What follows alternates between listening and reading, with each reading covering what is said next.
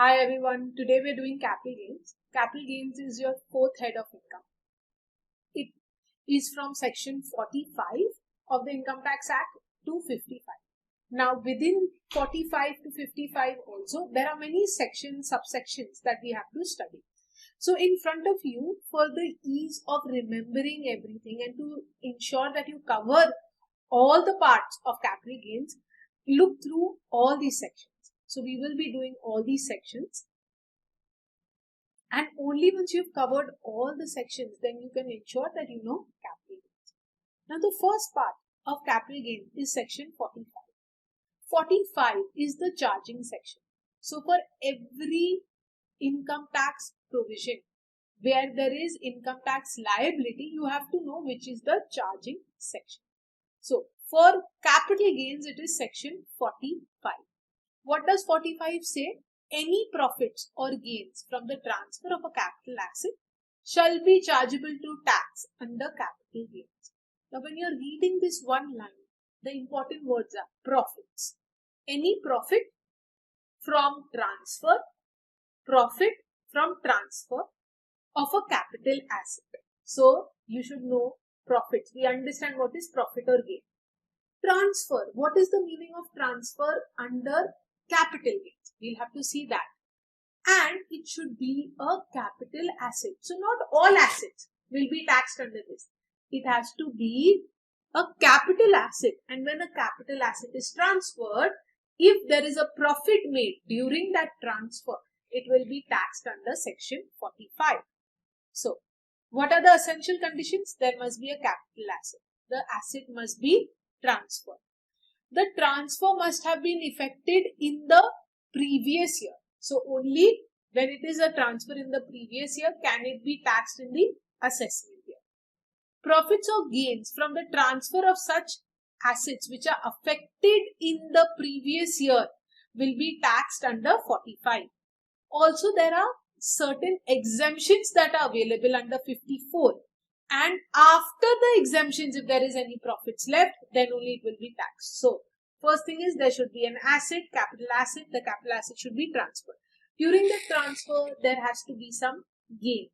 And that gain, after taking all the exemptions, if there is any profit left, that profit will be taxed under 45.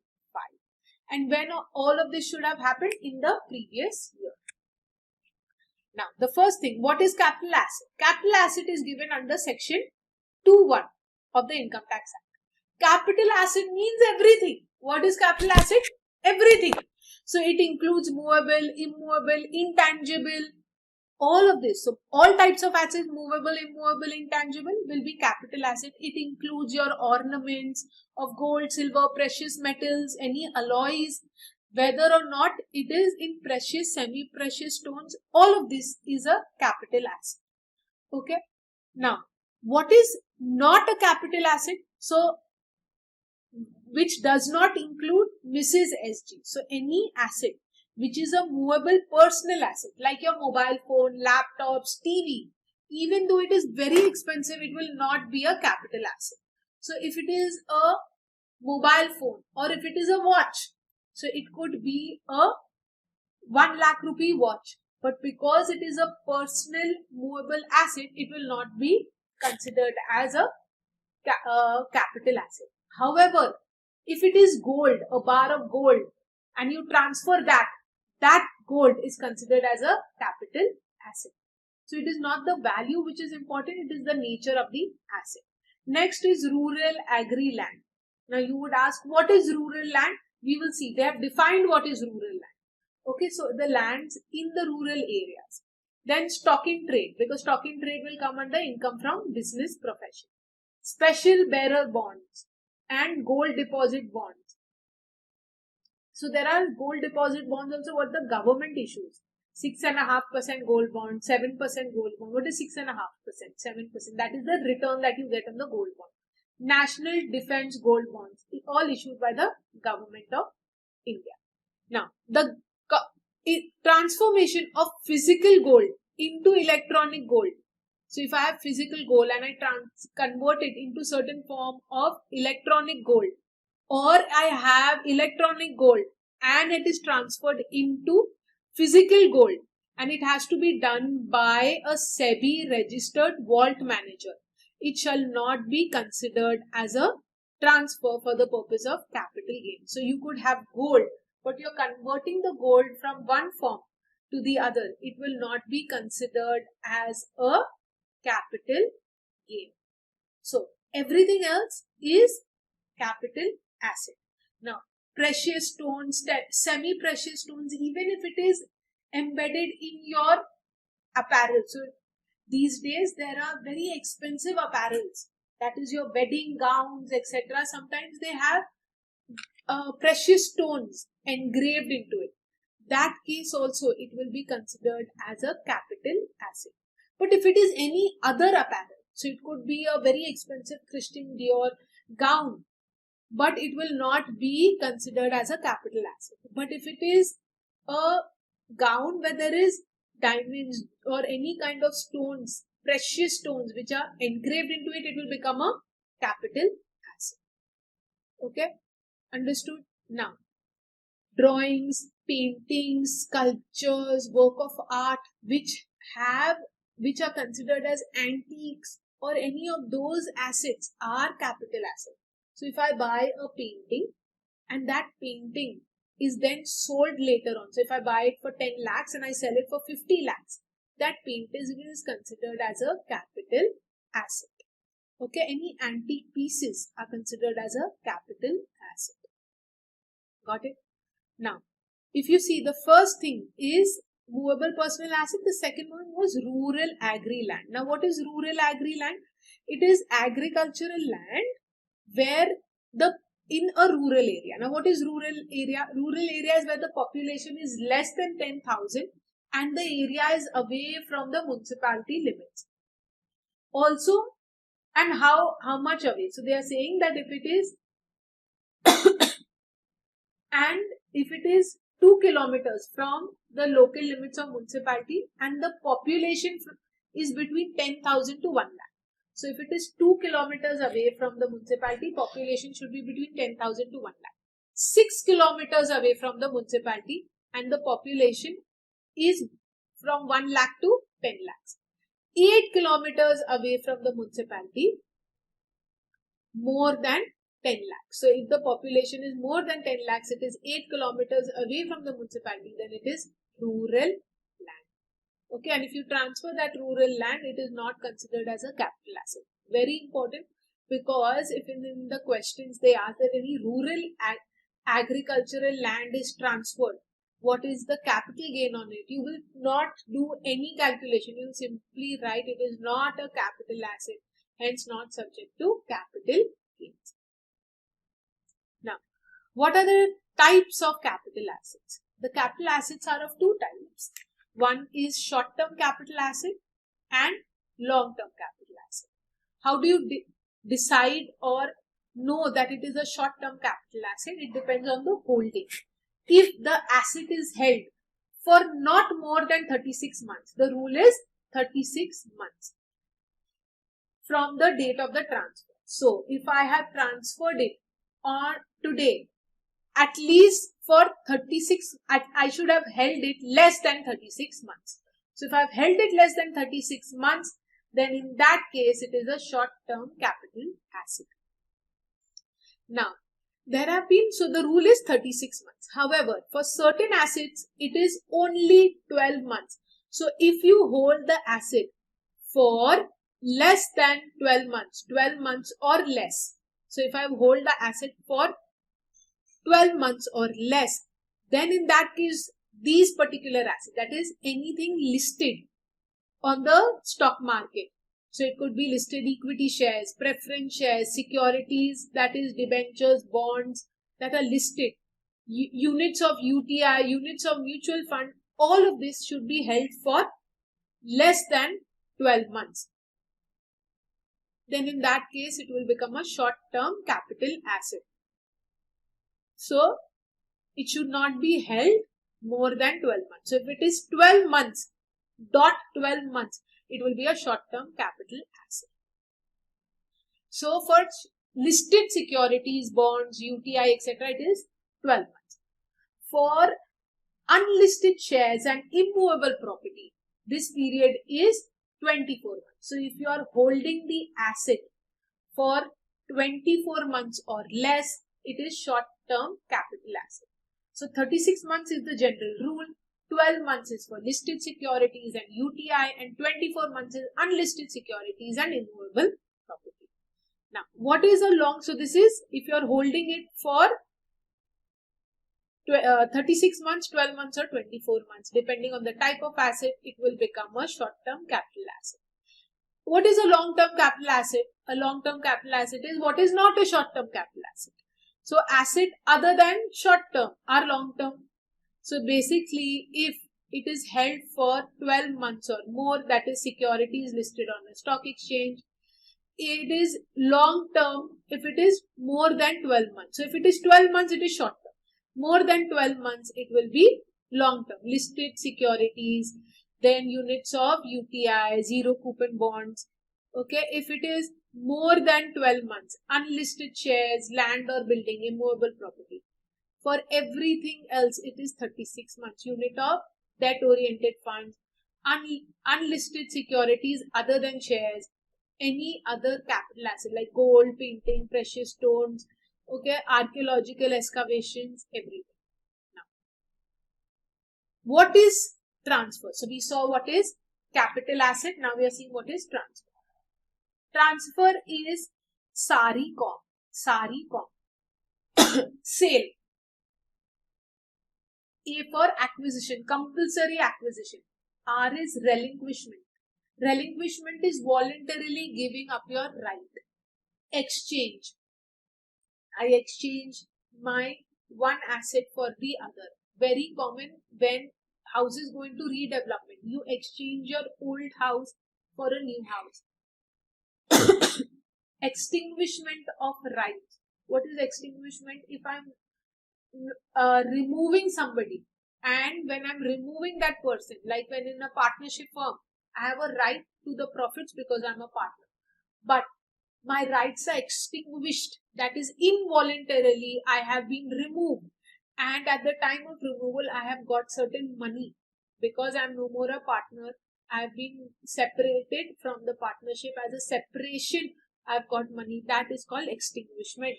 Conversion of any asset into stock in trade. Maturity or redemption of zero coupon bonds. Any other method where you are transferring or enabling enjoyment of immovable property or any other asset is called as a transfer. So, in the case of immovable property, transfer means conveyance of legal title. In case of immovable property, the title of the property passes to the transferee when the conveyance is executed and registered. In case of movable property, how is the title transferred? By a simple delivery. What is delivery? I give the goods to you. Like if I give you gold, the delivery is completed. There is no requirement of an agreement. But in case of a transfer of land or your property, you have to execute the document and take it to the registrar to register the document. That is called conveyance. For any other asset, you just simply transfer it. So in case of shares, I give you, endorse the share certificate, give it to you. Delivery is completed. So it is called a transfer. Okay. Next one. What are the types of capital gains? Depending on the type of asset. If it is a long-term capital asset, it will be a long-term capital gain. If it is a short-term capital asset, any profit on that transfer is called short-term capital gain.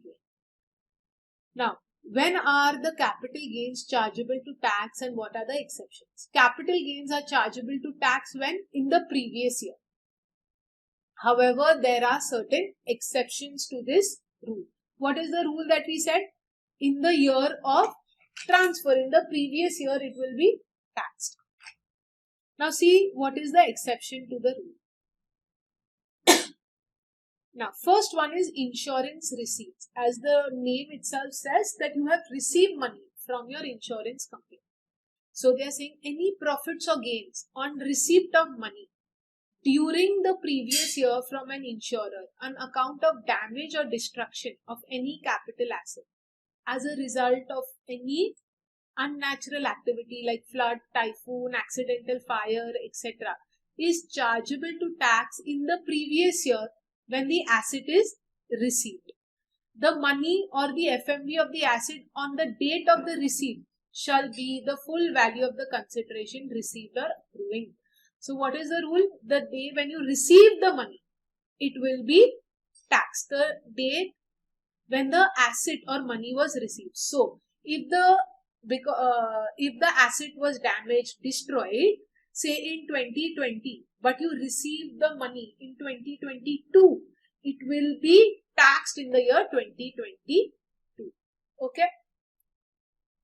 Now, the money or the FMV of the asset on the date of such receipt. So you will see on the date of the receipt what is the value of the asset, and you will compare that and you will see if that is the full value of the consideration. Next one, conversion of capital asset into stock in trade. This is very important. Now understand what is the meaning of conversion of a capital asset into stock in trade.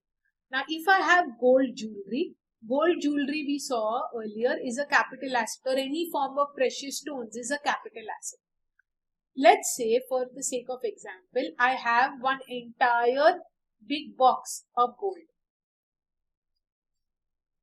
Okay. Now, because if I have a big box of gold, if I transfer this gold, okay, that means if I sell it to you, I will have to pay capital gains tax. And you will take what? The fair market value. What is the value? Instead, what they are saying, that I say that, okay, I have a big box of gold. Instead of letting it be a capital asset, I am doing a business. So I convert my box of gold into my stock. So this asset is now my stock, because from a personal asset that I am now doing a business. And let's say for the sake of example, I had so much gold on 1/4/2020. I converted this gold into stock on this date 1/4/2020. I decided to do business of gold. Okay. So I converted it into my stock. So you will ask for how much you had purchased it. So I'll say I acquired it. Okay, this asset on 1/4/2015. So what it is? It is a long-term capital asset for me. For 5 years I held it, and then I transferred it and I made it my stock, my business. I started a business. Now understand what they are saying. The profits or gains from so when did I convert it? In 2020. Now I sold this gold because now it is my business income. I sold this gold on 1/4/2022. When did I sell it? After 2 years, because to sell it took time. So my question arises, okay, let's take numbers here. I had purchased this for 10 lakhs. I converted it into stock. And when I sold it for 20 lakhs. Now this 20 lakhs is actually not my capital gains. It is my business income, because now I'm a business person. It is my stock and I sold the stock. What they are saying over here, that when you convert it on that date, what was the fair market value? So I have to find out the fair market value on that date. When I converted it, the value was 15 lakhs. Did I get 15 lakhs? No. I had purchased it for 10 lakhs. In 2020, I converted it. On that day of conversion, the value was 15 lakhs. So they are saying that now you will have to pay capital gains tax on this value. Okay. And you will also have to pay income from business profession. Let's see this now. The profits or gains arising from conversion of the capital asset owned by the owner to stock in trade of the business carried on by him will be charged as his income in the previous year in which such stock in trade is sold. So when will it be taxed? When this is sold.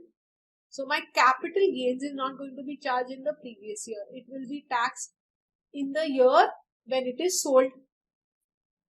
And the FMV of the asset on the date of such conversion shall be deemed to be the full value of consideration. So what will be the value of consideration? It will be this value. It will be the fair market value on the date of conversion. And income arising from stock in trade, as I said. So there will be two business income. That is sale price minus FMV on the date of conversion. So what is the sale price? I said 20 lakhs. And what is the FMV? 15 lakhs. So that will be taxed. Capital gains will also be taxed over here. How? FMV on the date of conversion minus index cost of acquisition. We'll see what is index cost. Basically, you'll do 15 lakhs minus cost of acquisition. Okay. So you will have to pay two capital gains and income from business profession. When will it be taxed? In the year in which the stock in trade is sold. How we are going to do the calculation, that we'll see in the next part. Right now we are just seeing when is it going to be taxed? When the asset is sold, not when the asset is transferred. When does the transfer happen? In 2020. When is the asset taxed? In 2022, when it is sold. Okay. Now, transfer of beneficial interest in any security.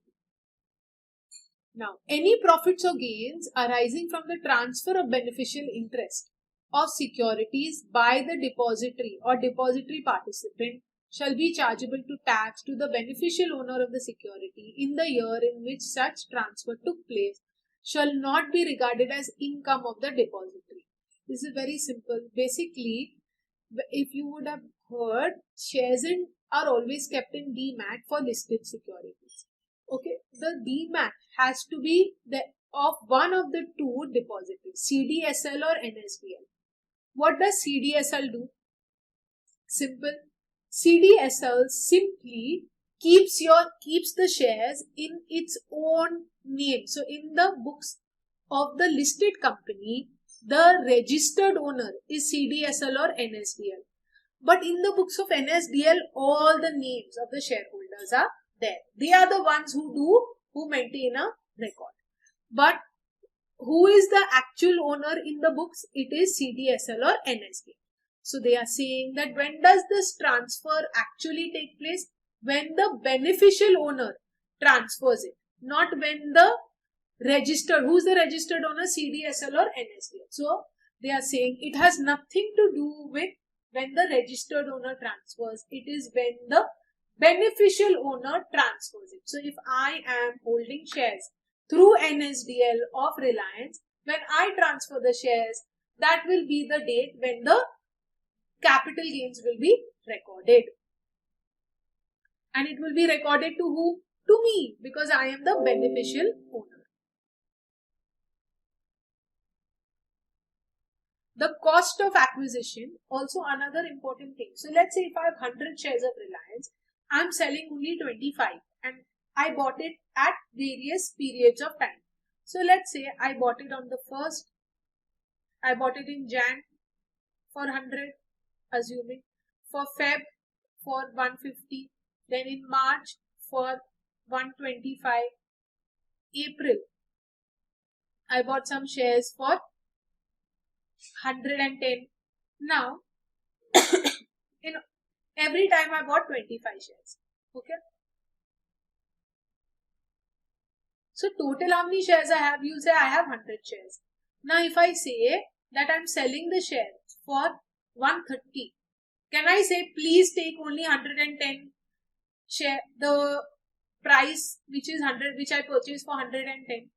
No, it doesn't work like that, because all the shares are now kept together.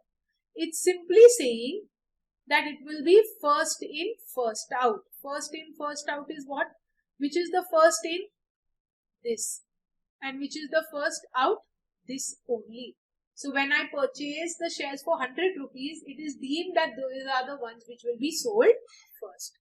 Okay, so that is how FIFO works. All securities are going to be following FIFO method only. Next one, introduction of capital asset as capital contribution. Now understand, when is this capital asset? Whenever you are doing starting a partnership firm or an association of persons or BOI, each individual or each partner will invest something. Then only we will start a partnership firm. So let's say we are starting a business and I get certain assets. What asset I'm getting? I'm getting immovable property. So that is my contribution to the business. Some person gets IPR. That IPR is contribution to the business. Some person gets gold. All of this is, all three partners get certain assets and they start a firm. Now, nobody actually purchases it. So what I do, I had purchased a flat for say 1 CR.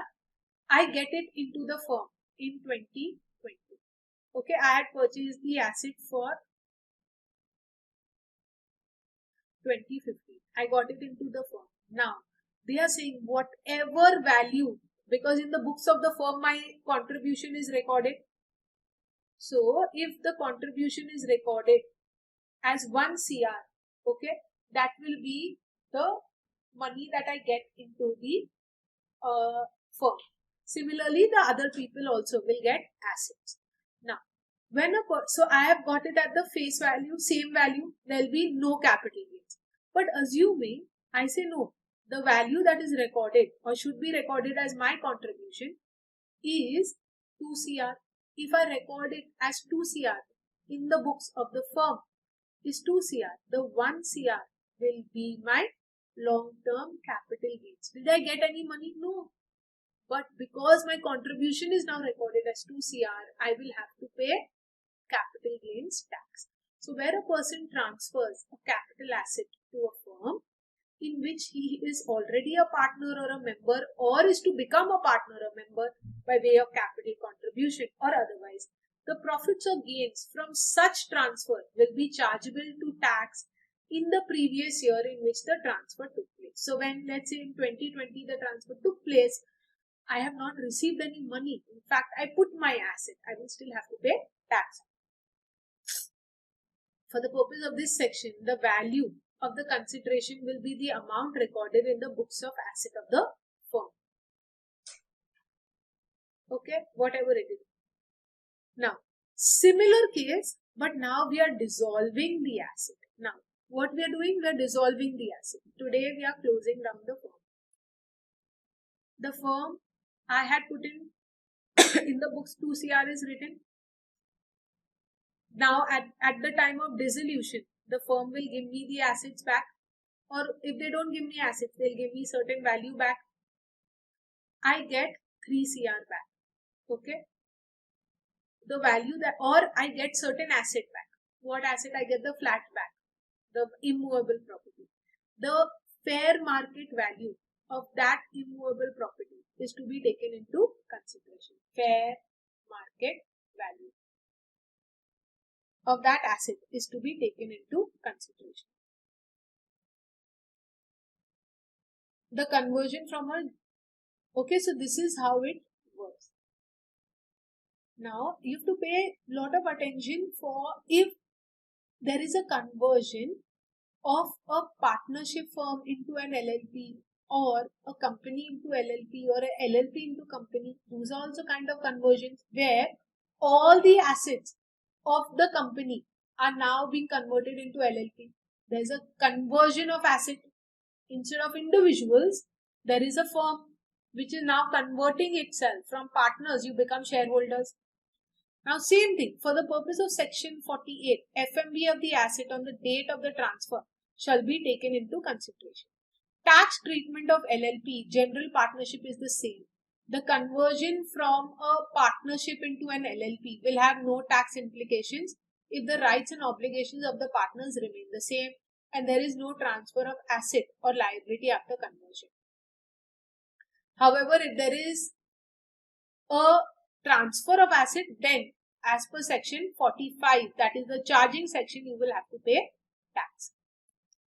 Now, compensation on compulsory acquisition. Now, what is compulsory acquisition? Understand. Now, the government acquires land from private parties like us, you and me, when it is building bridges, when it is building ports, when it is doing extension of roads. So if my house was near the highway, and because for extension of the highway, the government compulsory acquires my land, and it happens with compulsory acquisition, there is no negotiation that the government does. It just simply acquires it. That's why the word compulsory is there. When it acquires it, it gives you certain amount. Let's say it gives me, for my house that it acquired, it gave me 2 CR. However, the market, I had purchased it for 1 CR last year. What is the gain that I get? 1 CR. Let's say I purchased the land for 2 CR. The fair market value of the land today is 2.5. The government has given me only 2 CR. I acquired it for 2 CR, but the market value today is 2.5 CR. But the government has given me only 2 CR. Am I going to sit like that? No, I will go to the court. When I go to the court, it is very simple that the court will hear me and it will give me compensation. And sometimes they enhance the compensation that the government has given. So government has given you 2 CR, they will give me additional money, 50 lakhs. And that becomes my enhanced compensation. What is enhanced compensation? The extra that the court orders the government to give you. Okay. Now, what happens if your house is acquired in 2020? So the government doesn't give you money on the same day. It takes its own time. So the government might give you money in 1 year, 2 years. So when it gives you the money, it becomes taxable that time. Not when the house is transferred. What did the rule say? When the transfer happens, capital gain is to be paid. Now, in this case, compensation on compulsory acquisition, if the government has acquired your land and has paid you consideration, and the consideration is determined by the government or the Reserve Bank, when you receive the consideration, that time tax is to be paid. Also, when you go for enhanced compensation, you go to court, and the court then gives you the higher compensation. The difference amount, that is the amount that you have received, okay, from your first compensation, revised compensation, that amount will be taxed when the government pays you that extra compensation. When you get that extra compensation, no deduction is allowed. So that entire, let's say 50 lakhs is received, will be chargeable to tax. You can only deduct expenses that you have incurred for receiving this enhanced compensation. Like, for example, your court fees. Okay, your court expenses the government is allowing as deduction in enhanced compensation and nothing else. Okay.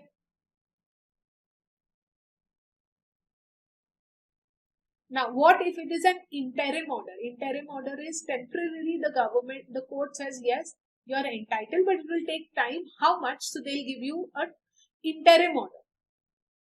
That is chargeable in the year in which the final order of the court or authority is made. So even if you have received certain money through interim order, it will be taxed when the final order, whatever the court decides as per the final order. Okay. Now, what you can subtract from enhanced compensation? The assessed capital gain of that year shall be recomputed, taking into account the reduced amount. The recomputation shall be done by rectification. That is separate. Okay. Now, debt of the transfer. In case because it's a court case, it might take time. The enhanced compensation will be chargeable to tax in the hands of the person who receives it. So, if the person who was supposed to receive it dies, the person who receives it actually will have to pay the tax. Now, this is important. Specified agreement for development. Okay, now As the word says, it is a development agreement. It is an agreement with the builder or the developer.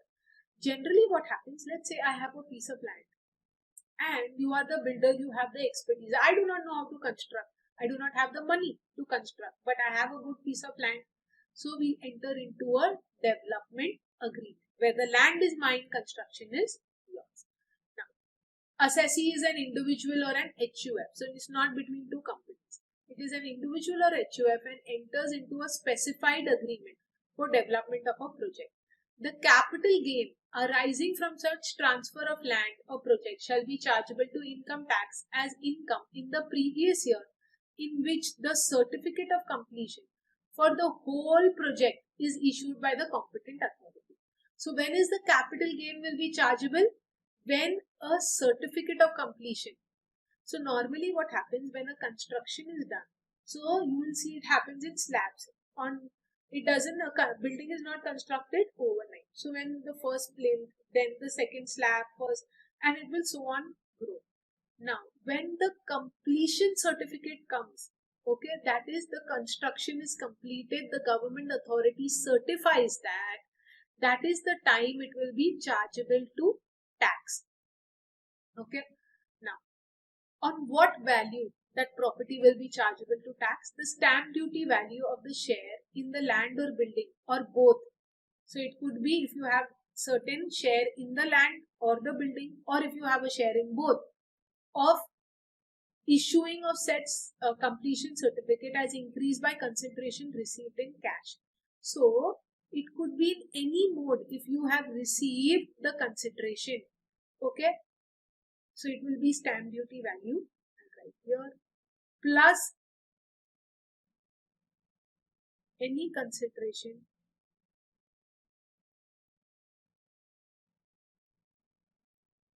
will be the full value of consideration received accruing as a result of transfer. Okay, so stamp duty value plus the consideration received when on the date of issue of completion certificate.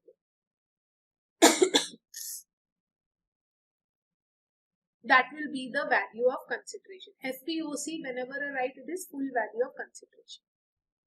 Now, if it may, however, be noted that beneficial provisions are not applicable where the assessee transfers his share in the project on or before the date of completion certificate. So if you transfer the shares before the completion certificate, then you will not get this benefit. Stamp duty plus consideration.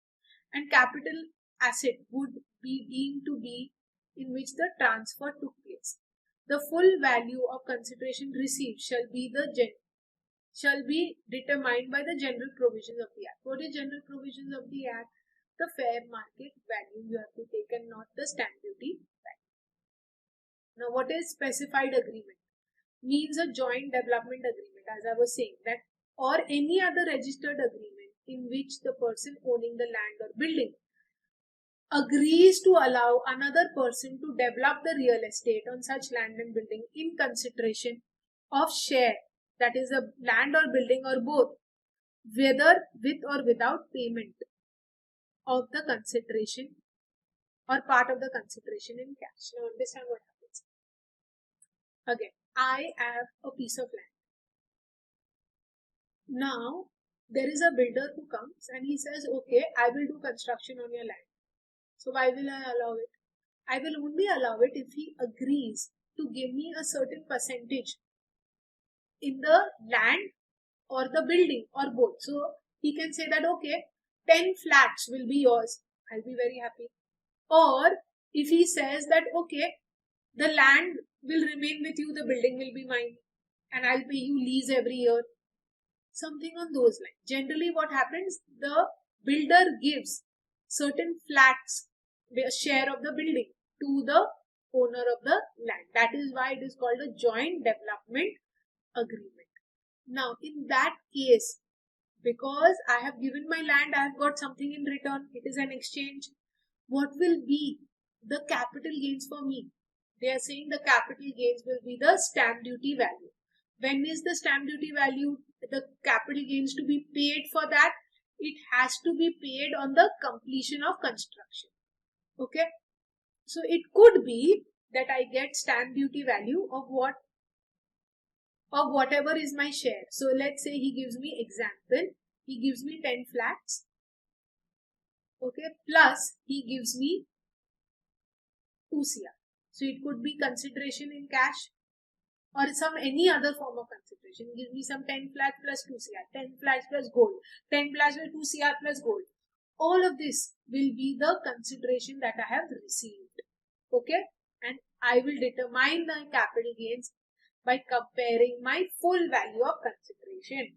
Okay, so I have received, let's say as per this example, I have got 12 crores. 2 crores he has given me, the value of each flat is 1 CR. So I got 12 crores. What is my cost of acquisition? I must have acquired that piece of land for say 5 CR. So 12 CR minus 5 CR, 7 CR is my capital gain. Got it? This is important. This can come for your exam.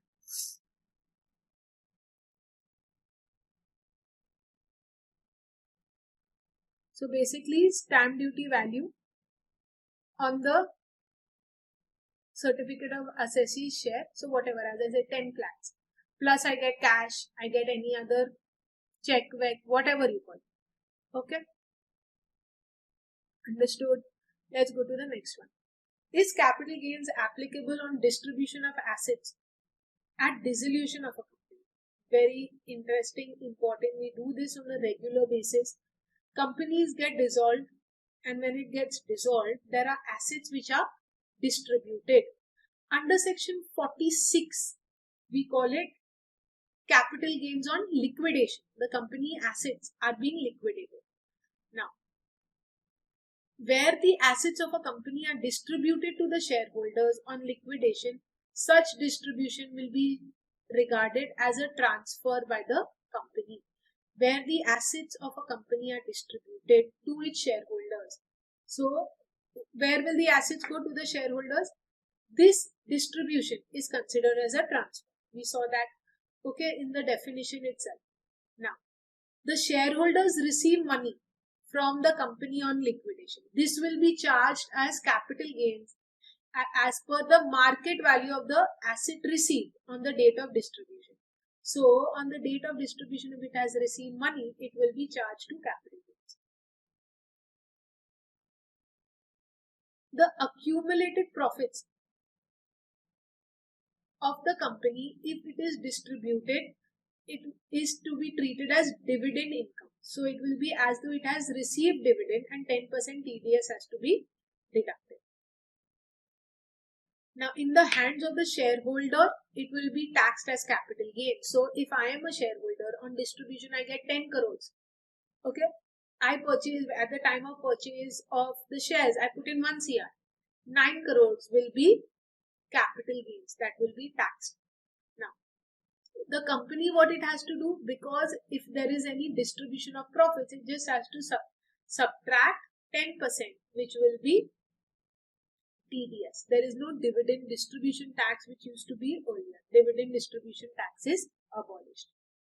Simple. So whatever assets I get at the time of the dissolution, that will also be subject to capital gains tax. Now, let's see what is cost of acquisition of certain assets.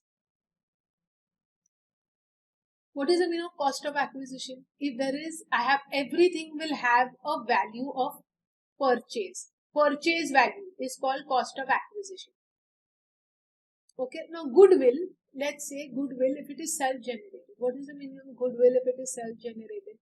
Every business, let's say if I am running a coaching class, it has certain goodwill attached to it. Because it is my goodwill and I have not paid anyone or I have not purchased it from anyone. It is self-generated goodwill. If I have not purchased it, it is not recorded in my books on the asset side. It is only recorded when I purchase it. This goodwill, if self-generated, the cost of acquisition is nil. Goodwill if acquired as in if I actually go and purchase it, the purchase prices will be the actual value of the acquisition. So if I purchase someone else's goodwill, like there are a lot of franchisees, if I have to run a franchise, I pay money for the goodwill. That money that I'm paying is my cost of acquisition. On gift, inheritance. So let's say if I've got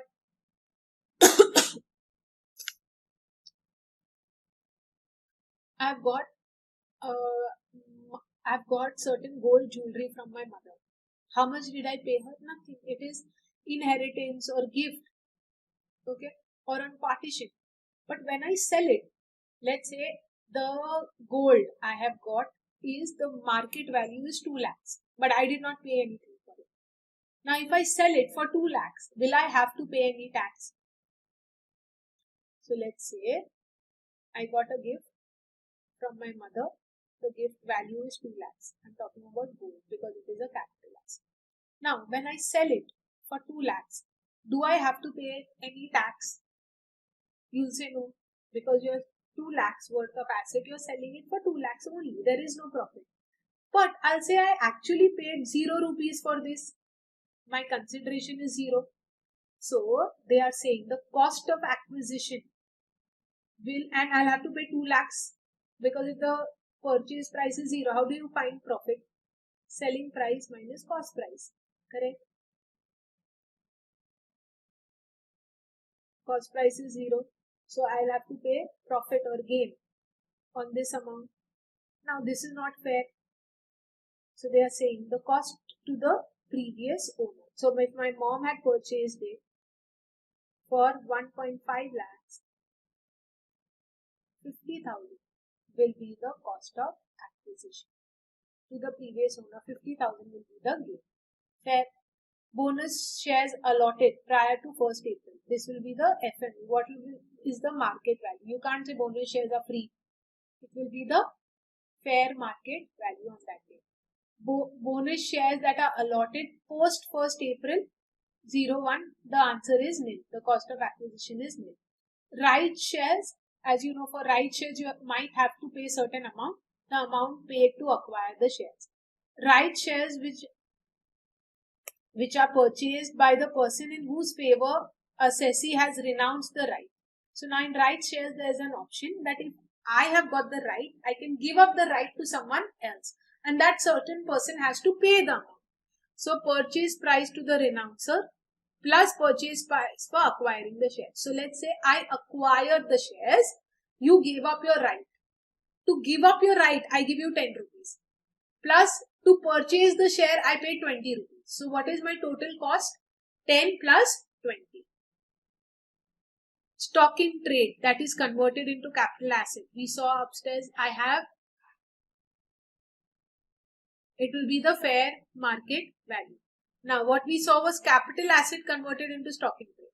I'm talking about a situation where I'm a business person. I convert my stock in trade to capital asset. It is my personal asset now. So I have a gold shop. I say all the jewelry are mine.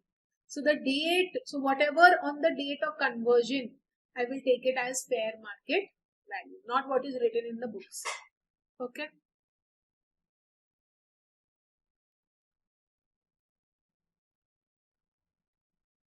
Now, are buyback of shares and other specified security taxed under capital gains? Very important question can come. Now, section 46A says consideration paid by a company on buyback of shares. So if the company wants to buy my shares back, they have to pay me money. Is the value of consideration, is the full value of consideration, whatever money they pay me. Like recently Paytm has done a buyback. For 600 rupees, they purchased the shares from the market. Now, the difference between the cost of acquisition and buyback price. So I acquired Paytm shares for 200 rupees. How much did they buy back it for? 600 rupees. The 400 rupees is my capital gains. The difference between cost of acquisition and buyback price would be taxed as capital gains in the hands of the shareholder. In the case, so this is easy to understand. In the case of buyback of shares by domestic company, so it could be listed, unlisted, the company shall be liable to pay. So let's say we are talking about Paytm. So what did Paytm do? It acquired shares of its Chinese shareholders, okay, during buyback.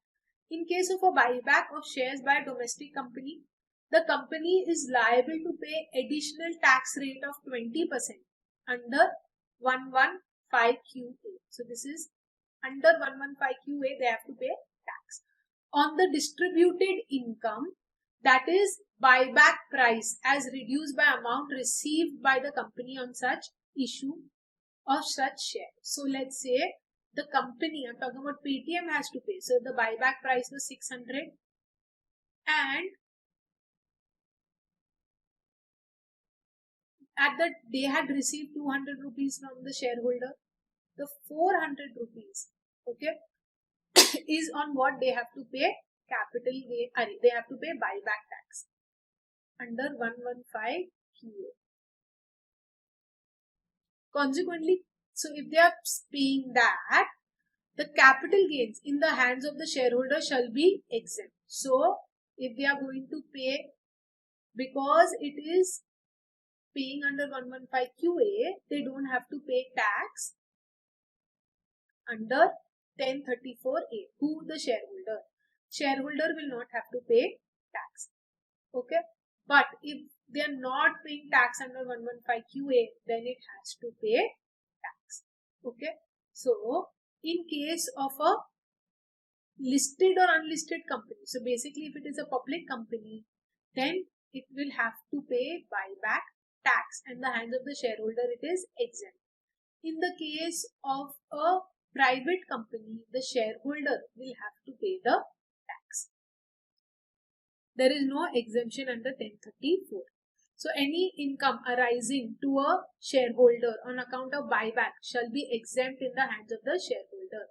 So and because the company is paying buyback tax under 115 QA. So the shareholder will not have to pay tax. Simple. What is the mode of computation of LTCG and STCG? This is very important. Let's take one at a time. Let's see only short-term capital gains. You'll just take full value of consideration, or we call it sale consideration. Selling price minus expenses for transfer. So you will get net sale minus cost of acquisition. Selling price minus cost price, I told you. Okay, minus cost of improvement. What is the meaning of cost of improvement? Let's say I bought a house and I did a construction. So I bought level 1 and I constructed level 2. That is cost of improvement. So that is also cost to me. Whatever it will be short-term capital gains. Got it? Now let's take another example. Long-term capital gains. What is long-term capital gains? You'll take full value of consideration. That is your selling price. Less the expenses, you'll get net consideration. Minus here, index cost of acquisition. Now I'll explain you what is index cost of acquisition. The house that you must have heard your parents, grandparents would have bought, would, let's say for example, because they bought it so many years back, their cost of acquisition would have been, let's say 1 lakh, 2 lakhs, or sometimes you would have heard your grandparents say we bought it for few thousands. But when you sell it, the market value is not few thousands, it has gone to crores now. So if I would have just gone by this, I sell my flat which my great grandfather purchased for 1 lakh for 1.5 lakh. Can I say 50,000 is the gain? You'll laugh. You'll say, what is it there for 1 lakh? The value of the house is now 1 crore, the market value, because the prices have, because of inflation, prices have increased. But if you just take the simple maths, selling price minus cost price, this value is not going to be this value, you'll get a gain. Now, to take that practical situation into consideration, what they are doing, simple. They are saying that, okay, how much are you selling it for? 1 crore, so I'll say 100 lakhs. Now, my cost of acquisition, I agree, is 1 lakh. But I will have to index it. What is the meaning of indexation? To index it is to take inflation into account. So to index it, I will do is equal to cost of acquisition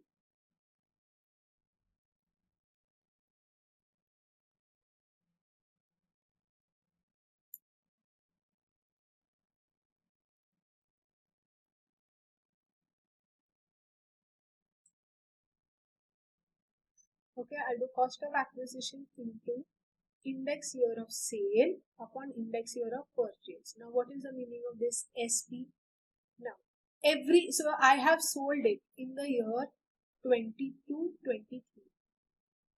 Okay, there is a number that is associated with the year 22, 23. We'll come to that. Index year of purchase. I purchased it or my great grandfather purchased it in the 80s or 70s. Now that number will not be available. So you just have to take the fair market value as on 0, 1. Okay. And you will multiply this cost of acquisition into the number year, into the number year. Okay. So this value will increase. When I do this multiplication, my 1 lakh automatically becomes, after this calculation, 80 lakhs. So now I will subtract it and I will get 100 lakhs minus 80 lakhs. 20 lakhs will be taxed as capital, long-term capital gain. Similarly, I'll do for index cost of improvement. How will I do index cost of improvement? Simply take whatever improvement you have incurred. Okay, whatever improvement you have incurred. And this improvement, very important, you can take only if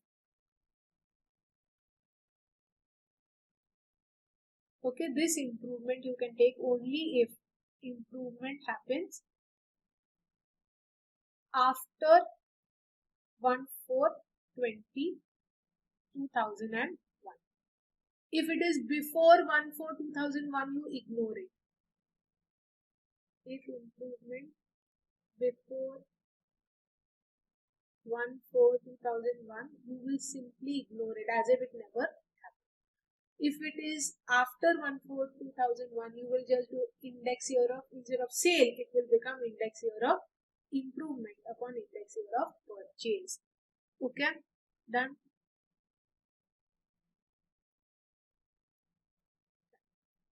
You will take your index year of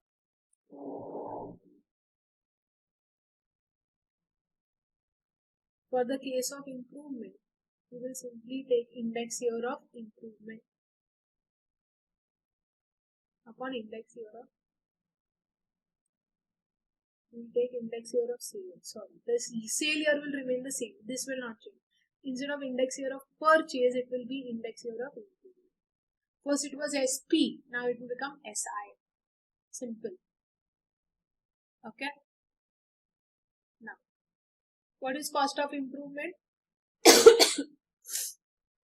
As I said, if you are taking goodwill or anything that you have self-created, cost of improvement is 0. But cost of improvement prior to 1st April, as I was just saying, will be nil. Cost of improvement shall be expenditure of capital nature, like if you're doing any construction, additions, alterations after 1/4/2001. Okay, cost inflation index in relation to previous year means index as the central government specifies in a chart. Okay. Now, let's see tax rates. All we have seen capital gains, improvement, everything. Now, let's see the tax rate. For short-term capital gains, it will always be as per normal rates. What do we know normal rates? If you are an individual, it will be as per your slab rates. If you are a company, it will be as per the tax rate you're paying, 25%, 30%, wherever, whichever slab you fall into.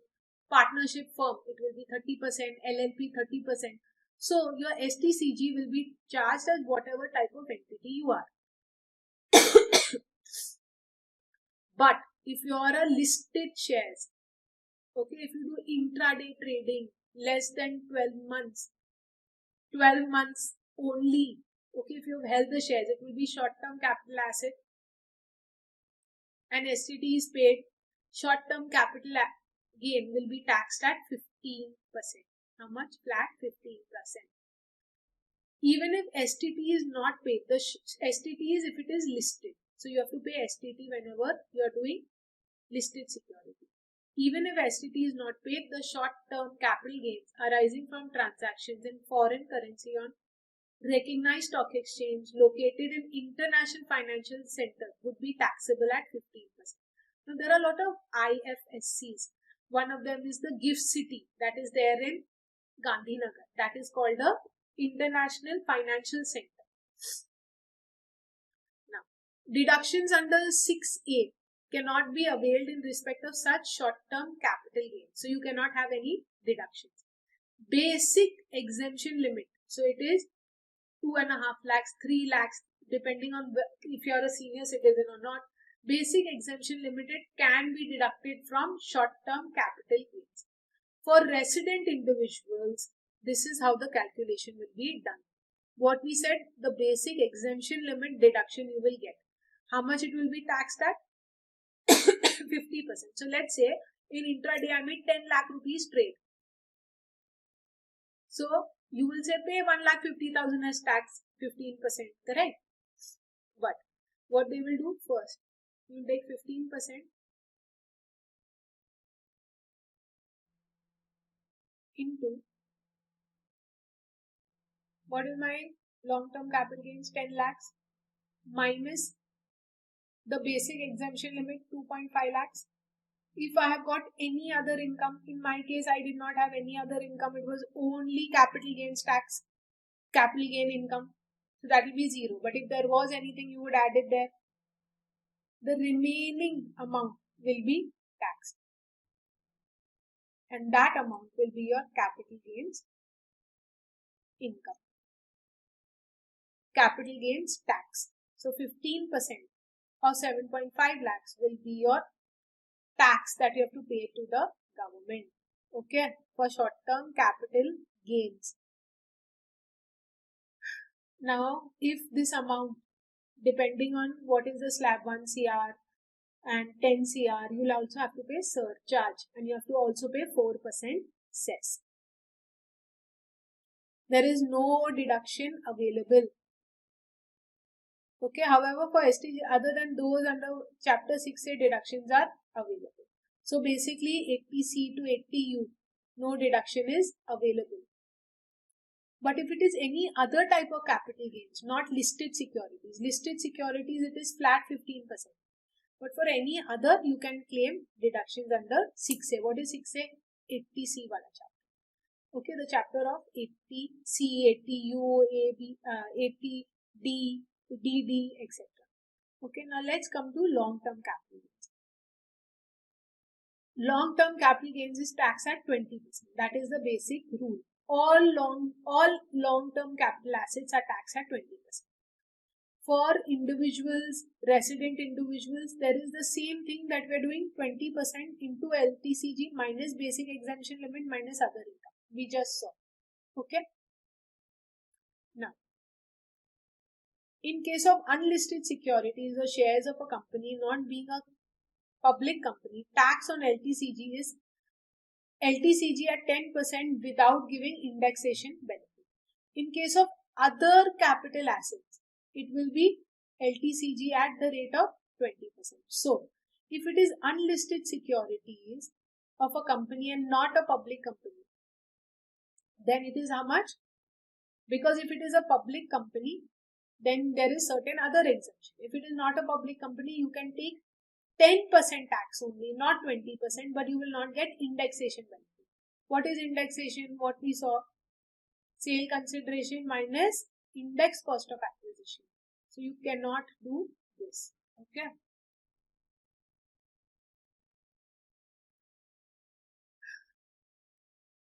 Deductions under 80C to 80U are not available. Now let's come to tax on listed securities. Earlier, LTCG on listed securities was exempt. So what people would do, they would keep it for 1 day more than 12 months and sell it off.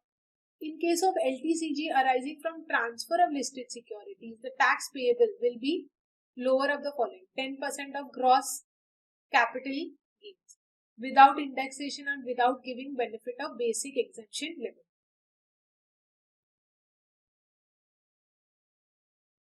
Now, so in case of LTCG arising from transfer of listed securities shall be 10% of the capital gains. Okay, without indexation benefit or 20%. Now, basic exemption limit can be exhausted under this. However, we have to study this in comparison with 112A. Tax on long-term capital gains in case of securities that are listed on a recognized stock exchange or unit of equity oriented fund or unit of business trust. Prior to 1/4/2018, any capital gains tax on sale of specific security was exempt under section 1038. This exemption was withdrawn and now this section has been added. So as per this new section 112A, if there is any listed security, it shall now be taxed at the rate of 10% on capital gains which are exceeding 1 lakh. The excess amount will be taxable. However, the benefits of not allowed from the tax payable on such the following. The benefit, there is no indexation benefit available. There is no chapter 6A benefits, 80C, 80U and rebate. Okay, the cost of acquisition will be not at the price that you bought it at. The cost of acquisition will be this: fair market value of the shares as on 31st January 2018 or actual sales consideration accruing on its transfer. So it will be fair market value or the sales accruing on the date of the transfer. The fair market value of listed equity shares means the highest price quoted on the stock exchange. So what you will do, because earlier they were saying that all listed securities, if you are holding it for more than 12 months and then you sell it, there will be no capital gains tax. However, this was abolished. Because it was abolished, they gave some beneficial provision that okay, it will not be the cost of acquisition. So let's say if I purchase the share for 10 rupees by 2018. So let's take an example. I purchased it on 1/4/2010. That time the value of the share was rupees 100. Now this new law came. In February 2018 with the new Finance Act. It was very scary for everyone. But they gave a beneficial provision. They said, okay, you don't take this value. As on 31st January 2018, what is the value? So I'll say it has become 190. Now, let's take it today as on 1st March 2023. What is the value? The value has gone to 230. Okay, so instead of paying tax on 130 rupees, okay, this is my cost of acquisition. I will now have to pay tax on 40 rupees only. What they said, they got this beneficial provision. That okay, you will pay, but you will not pay at your cost price. You will pay at the price of the shares as on 31st January 2018. What it was, 180. Okay. Now, how is cost of capital asset of the owner ascertained? How do you know what is the value of the cost? What is the value of the asset that the owner purchased it for or it acquired for? A person becomes the owner not only by purchase, because when I purchase I can tell you what is the cost, but it could be a gift, it could be inheritance, etc. So we saw that when it is a gift, you will take the price of the previous owner. But there are many other ways also when you acquire the asset. So let's say in all of these cases, you have to add the cost and the improvement of the previous owner, and that will be your cost. So in case of inheritance, will, distribution of assets on liquidation, okay, any transfer of a revocable trust, under any transfer of capital asset, under any transfer in section 47(6) of a capital asset by amalgamation, by on demerger. So in all these cases, you will see what was the value of the asset to the previous owner. Simple.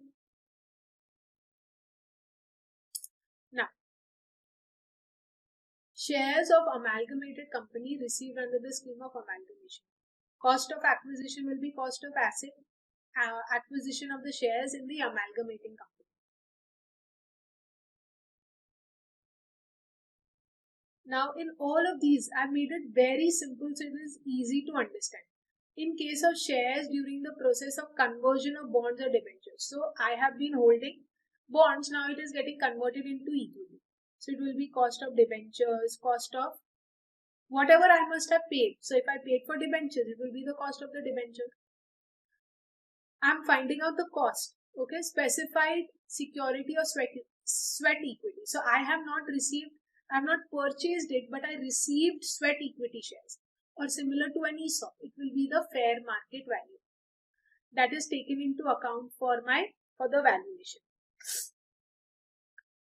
Now, when the mutual funds are consolidated, I was holding shares of one mutual fund. Now the mutual fund has been consolidated. It will be the cost of acquisition of the units in the consolidating scheme. So whatever I have paid for the acquisition. Equity shares received at the time of conversion of preference shares. It will be the cost of the preference shares. Whatever I paid for preference shares, now it has been converted. Okay, units acquired under the consolidated plan of mutual scheme. So it will be the cost of the unit in the plan. So whatever I purchased the units for. Shares received in the resulting company in the scheme of a demerger. So let's say I purchased shares of AB Limited. AB Limited has now been demerged into A and B. So what will be my cost of acquisition of A and what will be cost of acquisition of B? Because I purchased shares of AB. So they'll say the cost of acquisition of the original shares by the shareholder in the demerged company. So let's say I purchased it for 100 and this got 40% and this got demerged to 60% of the main company. Cost of acquisition of the original shares shall be deemed to have been reduced by the amount as so arrived under 49(2)(c). What does 49(2)(c)? The appropriate amount that has been demerged. So if it has been demerged, A has only 40%. So the value of your share will now be cost of acquisition will be 40 rupees and this will become 60 rupees. Got it?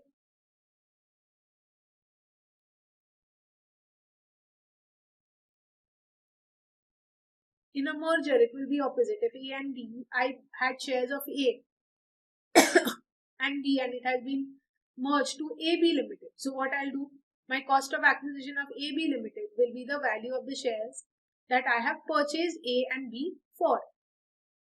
Capital asset being shares in the project in the form of land or building or both.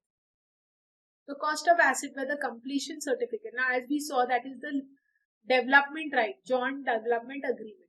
So if I had land, now instead of the land I got 10 flats. What is the cost of acquisition? Shall be the amount that I have received as the share. So it could be 10 flats plus whatever consideration that I have received other than that. So that will be the full value of the consideration of that share for myself. Stock in trade before its conversion. We saw this. It will be the FMV of the inventory as on the date of the conversion. Now, how is capital asset computed in case of a depreciable asset? What is depreciable asset? Let's take example of a plant and machinery. Plant and machinery is a depreciable asset. Now, whenever we do accounts, if our company has 300 machines, let's say it is a company which does manufacturing of shirts, their plant and machine will be sewing machines. They'll have 300 machines. Now, they are not going to sit and do depreciation for each and every machine. They do it as a block. Okay, and they'll write the value of the block. So, written down value, opening value. Okay, let's say is 100. If there are any purchases, I will add. If there is any sale, I will subtract. I'll subtract the selling price and I'll add the cost price. So let's say in my case there was a purchase of 20 and there was a sale of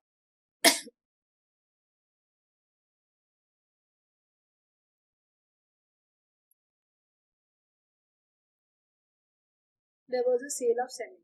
Okay, so what is my closing WDV? So simply you will say 120 minus 70. 120 minus 70 is how much? 50. So I had assets worth 100. I purchased 20 more. How much did I get? 120. And I subtracted 70. It will become 50. So that is my closing WDV. Now, how much depreciation I'll hit? For depreciation is at 15%. So I'll hit 15% depreciation on 50. Easy. So there is some assets in the block. What if? So this is one example. So what you'll do in this case? You have a positive amount.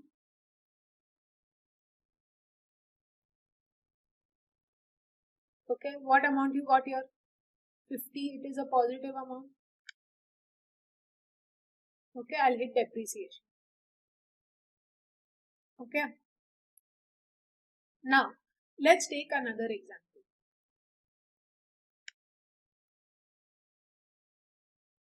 This is simple, normally how we do. Okay, now pay attention for scenario 2.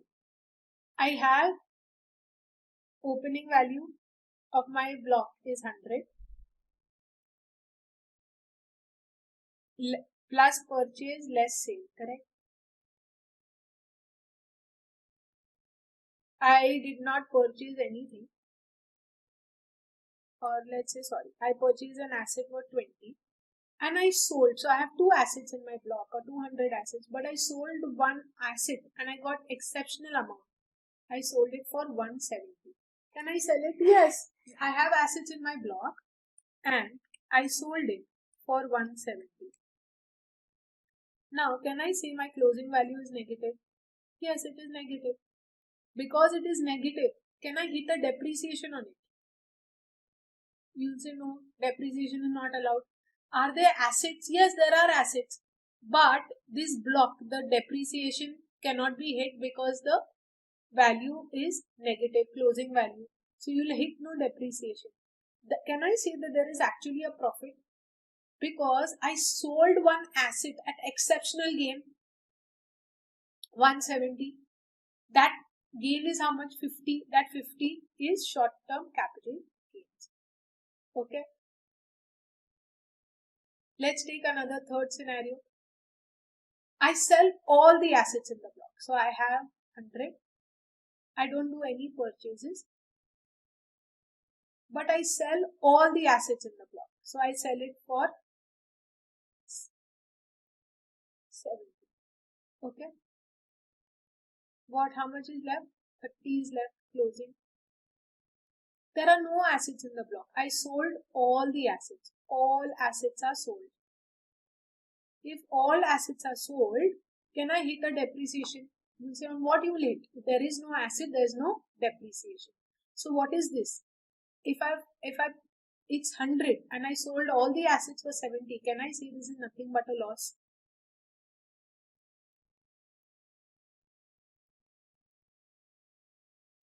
This is nothing but a loss. So this will be short-term capital loss. Now, let's take another scenario. Okay. I take all my assets and I'm selling all the assets.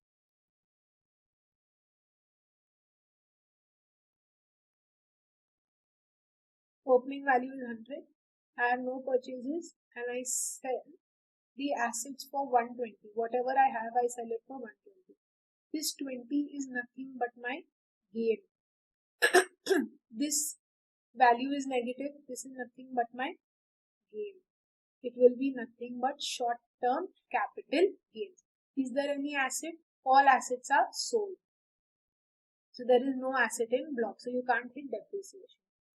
Okay. So in case of depreciable asset, you just have to see how are you affecting the depreciation. Obviously, if there is no asset in the block, you will either have short-term capital loss or short-term capital gain. If there is an asset in the block, but the value is negative, like see here, How will you hit a depreciation? Okay. Because it is appreciated. You bought an asset for 100, now you're selling it for 170. Your value is appreciated. How can you hit depreciation?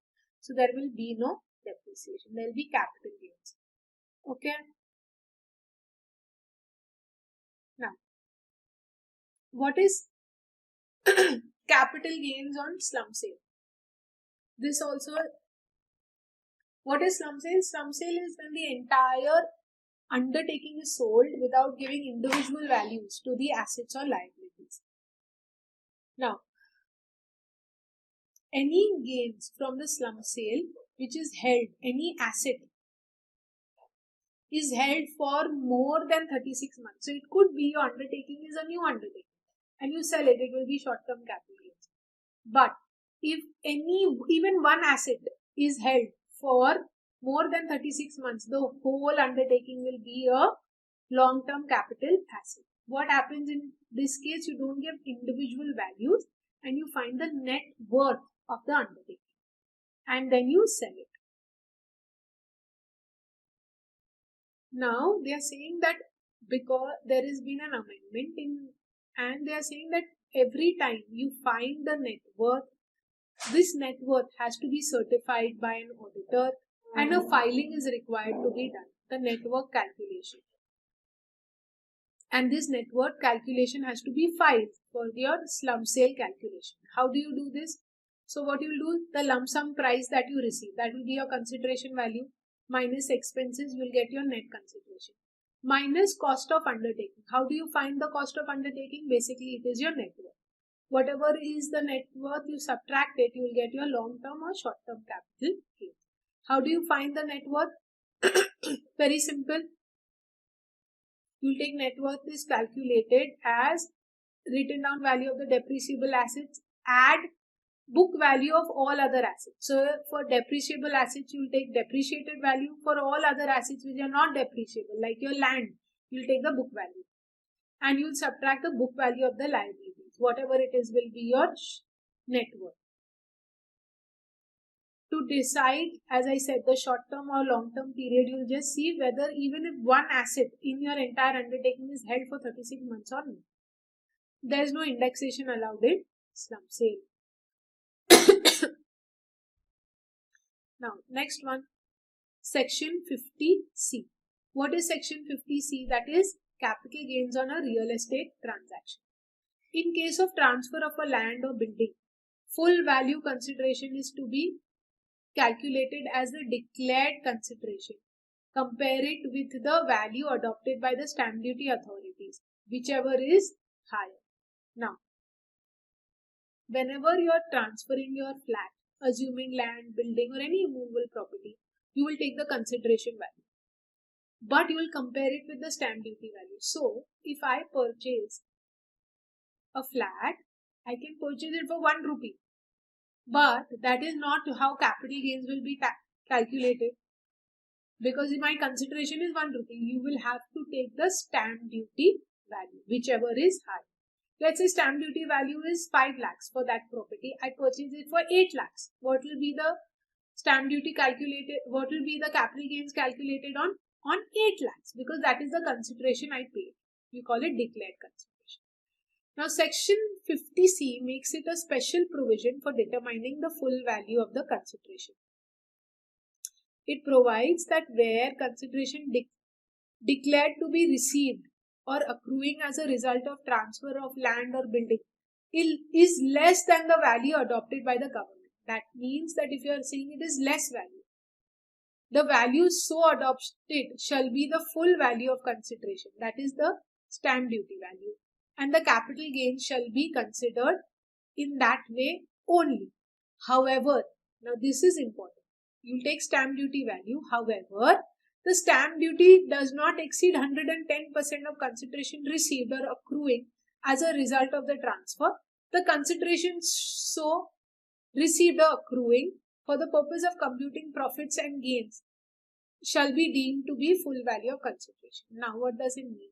They are using a 110% limit. So, let's say as per the stamp duty value, it is 100 lakhs. the consideration I paid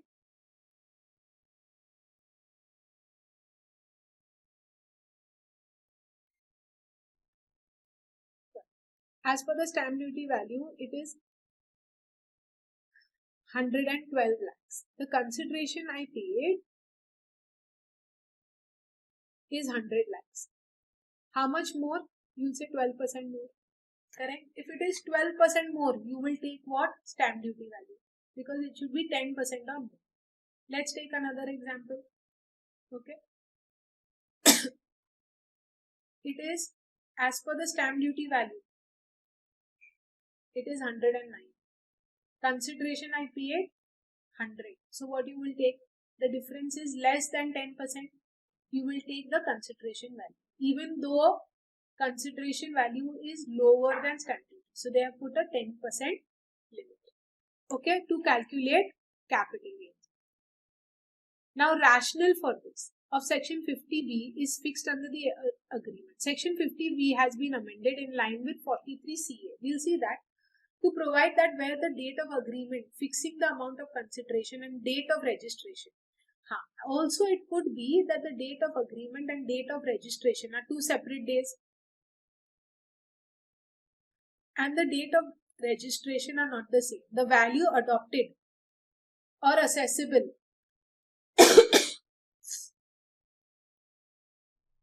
the value adopted or assessed by the stamp duty authority on the date of the agreement may be taken for the purpose of value of consideration of such transfer. So even though the dates are different and during that date between the registration date and the date of the agreement, the value changes. You have to take the date of the agreement. It is further provided that these provisions shall apply only in case where the amount of consideration referred to has been received by way of account payee check. So it cannot be that you have paid it in cash. So it has to be that it was a genuine transaction. You paid the money through an account payee check or some electronic mode on or before the date of agreement. So on the date of agreement, you have received the money. And then subsequently you do the registration. Then you will have to take the date of the agreement only. Now, reference to valuation officer. Now, this is under section 50C, where it says that the assessee claims before an assessing officer that the value adopted or assessed by the authority for payment exceeds the stamp duty value, exceeds the fair market value. So now, for example, the value of the property actually is say 100 lakhs. But the stamp duty authorities in their records are showing it as 150 lakhs. In this case, I will obviously have to pay as per 150 lakhs as per this because 10% more. If it is there, the consideration more than 10%, the difference, then you take stamp duty value. Now, what if genuinely the stamp duty value is high or it is incorrect? Now they are saying the value so adopted or assessed or assessable such authority has not been disputed or no reference has been made before any authority, court, assessing officer, then in that case you can, so it is not a case that is pending in court and you can refer it to the valuation officer. There is a special kind of officer called valuation officer, and where the value then the valuation officer will ascertain that is it correct that the market value is only 100 but the stamp duty value is more. Then where the value ascertained by the valuation officer exceeds the value adopted. So let's say now the valuation officer comes. He has given a value of 151, okay, or any other value which is more than the stamp duty value. The value adopted or assessed or assessable shall be taken as the consideration or accruing for the transfer. So you will take the stamp duty value only. Okay, but in the case the value is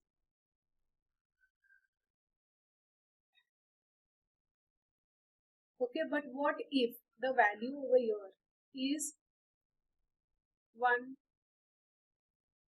is 99.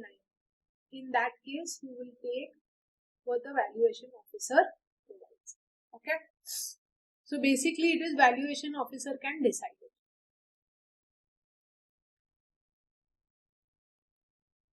Now,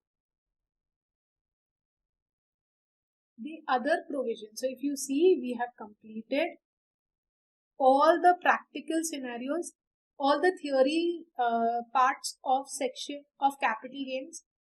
We've completed all of this. Now we will only do the exemption sections. We will see, we'll do a quick recap in the next section, but just go through all of this. Do it from these notes only. And these are updated notes, so you need not worry. Everything is covered.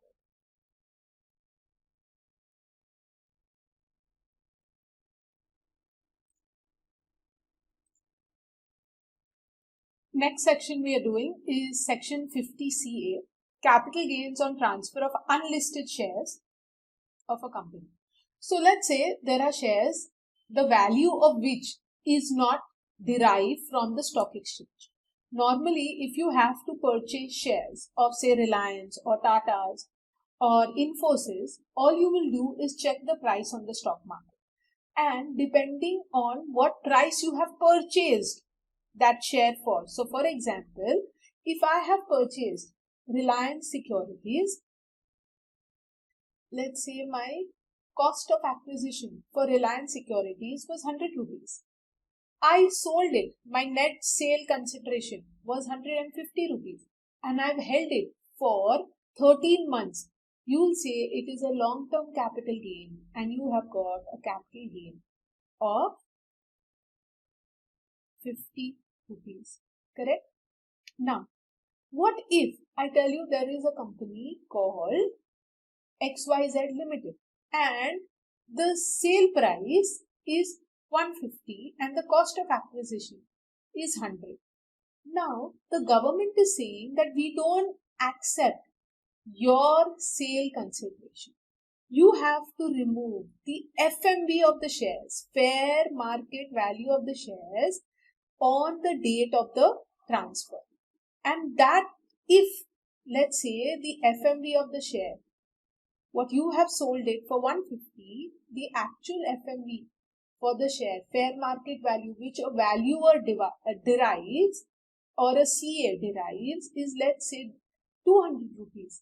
They will not accept your 150. They will say the cost of acquisition, whatever you purchased it for, will be subtracted and your capital gains will be 100. Got it? So, most important, the FMV of such shares shall be the full value of consideration. The consideration will be the FMV of the shares. But let's say, for example, you sold it for 250 rupees. So, then they will take 250 as your sale consideration. This is the minimum. That is the base. You have to take your value as 200 or more than that. If you take for lesser than that, they won't accept. So if you have sold it for 250, they will say, okay, now you pay capital gains on 150. Okay. Now, special provisions for full value of consideration for transfer of shares other than quoted shares. So quoted shares are that which are quoted on the stock exchange, where the consideration received as a result of the transfer of a share of a company is less than the FMV. So let's say you have received, same example, my sale consideration is 150, the fair market value is 200. Okay. The values shall be deemed the value so determined, that is the fair market value will be deemed to be the value of the security. However, the provision shall not apply for any consideration result as a transfer to any class of person and subject to conditions as may be prescribed. So they have put a certain window that if we want to give certain exemptions to certain people, we can go ahead and do that. However, till date they haven't identified, but they can identify that if there are persons in the SEZ region or if they are in the financial region, like now the GIFT City is there. GIFT City is in Gujarat, and if you are doing any transaction from there, then you may not be subject to capital gains. It may not be. So they are saying that we have kept a window. That's it. Quoted share. Quoted share means the shares that are quoted on any stock exchange. Okay, so whenever I say quoted means, so right now same thing what I told you, what you're going to do for unlisted, same thing you're going to apply for quoted, unquoted shares as well. Now, fair market value deemed to be the full value of consideration. That's what we said. Now, if for some certain shares it is not possible to determine what is the consideration that you have received, okay, or it is not ascertainable. So it could be that instead of shares, I got shares, but I did not pay cash consideration for it. I provided services. Could be. So what is my consideration? I gave services worth 100 hours. And in lieu of that, instead of cash, I got shares. Now they are saying what will be the value of these 100 hours? Not possible, not ascertainable. They are saying for all of this, we will only take the fair market value of the shares and we will say that is the consideration that you have paid for the shares. Okay. Now same thing, if I sell the shares and I have received some X amount of consideration, I sell it in the market or I sell it to some person, or I transfer shares and I receive something else in return. So it could be I receive certain assets, I receive some other form of security. In all of these cases, they are saying we are not going to detail as to what you have received. We are just going to take the FMV. So where it is not possible to determine the consideration, what we will take is the fair market value of those securities. Okay, simple. Now, this is another point, advance, which is forfeited under section 51. Now understand, I want to sell my house to you or I want to sell my shares to you. You give me an advance. Okay. Now this advance you have given me of 10 lakhs and you say within 7 days, I will pay you the remaining 50 lakhs. So the whole transaction is how much? Of 60 lakhs. Okay, that is the consideration, sale consideration. Now, what happened? After 7 days, you cancel the deal. So you do not pay the 50 lakhs. But in the agreement, we had decided that this is a non-refundable advance. Now, if it is non-refundable, I am not going to give it back to you. But you are saying that I cannot make provision for 50 lakhs and I cannot now pay you 50 lakhs. So I am not going to pay it back to you. So your money I will forfeit.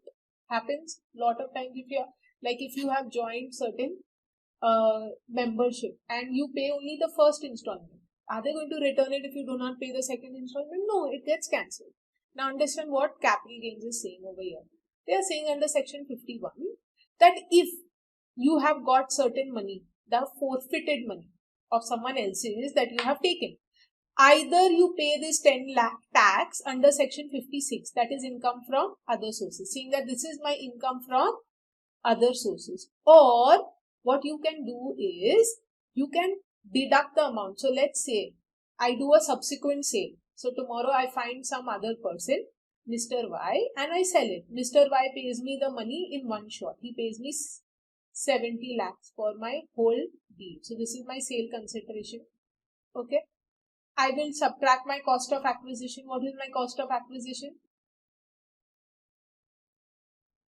My cost of acquisition, for example, is 50 lakhs. Okay.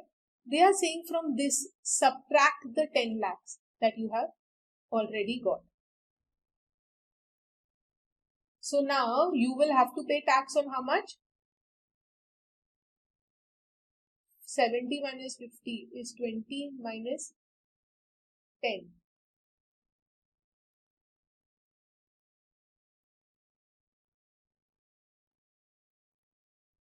So you have got your cost of acquisition is 50 lakhs less the 10 lakhs. from here.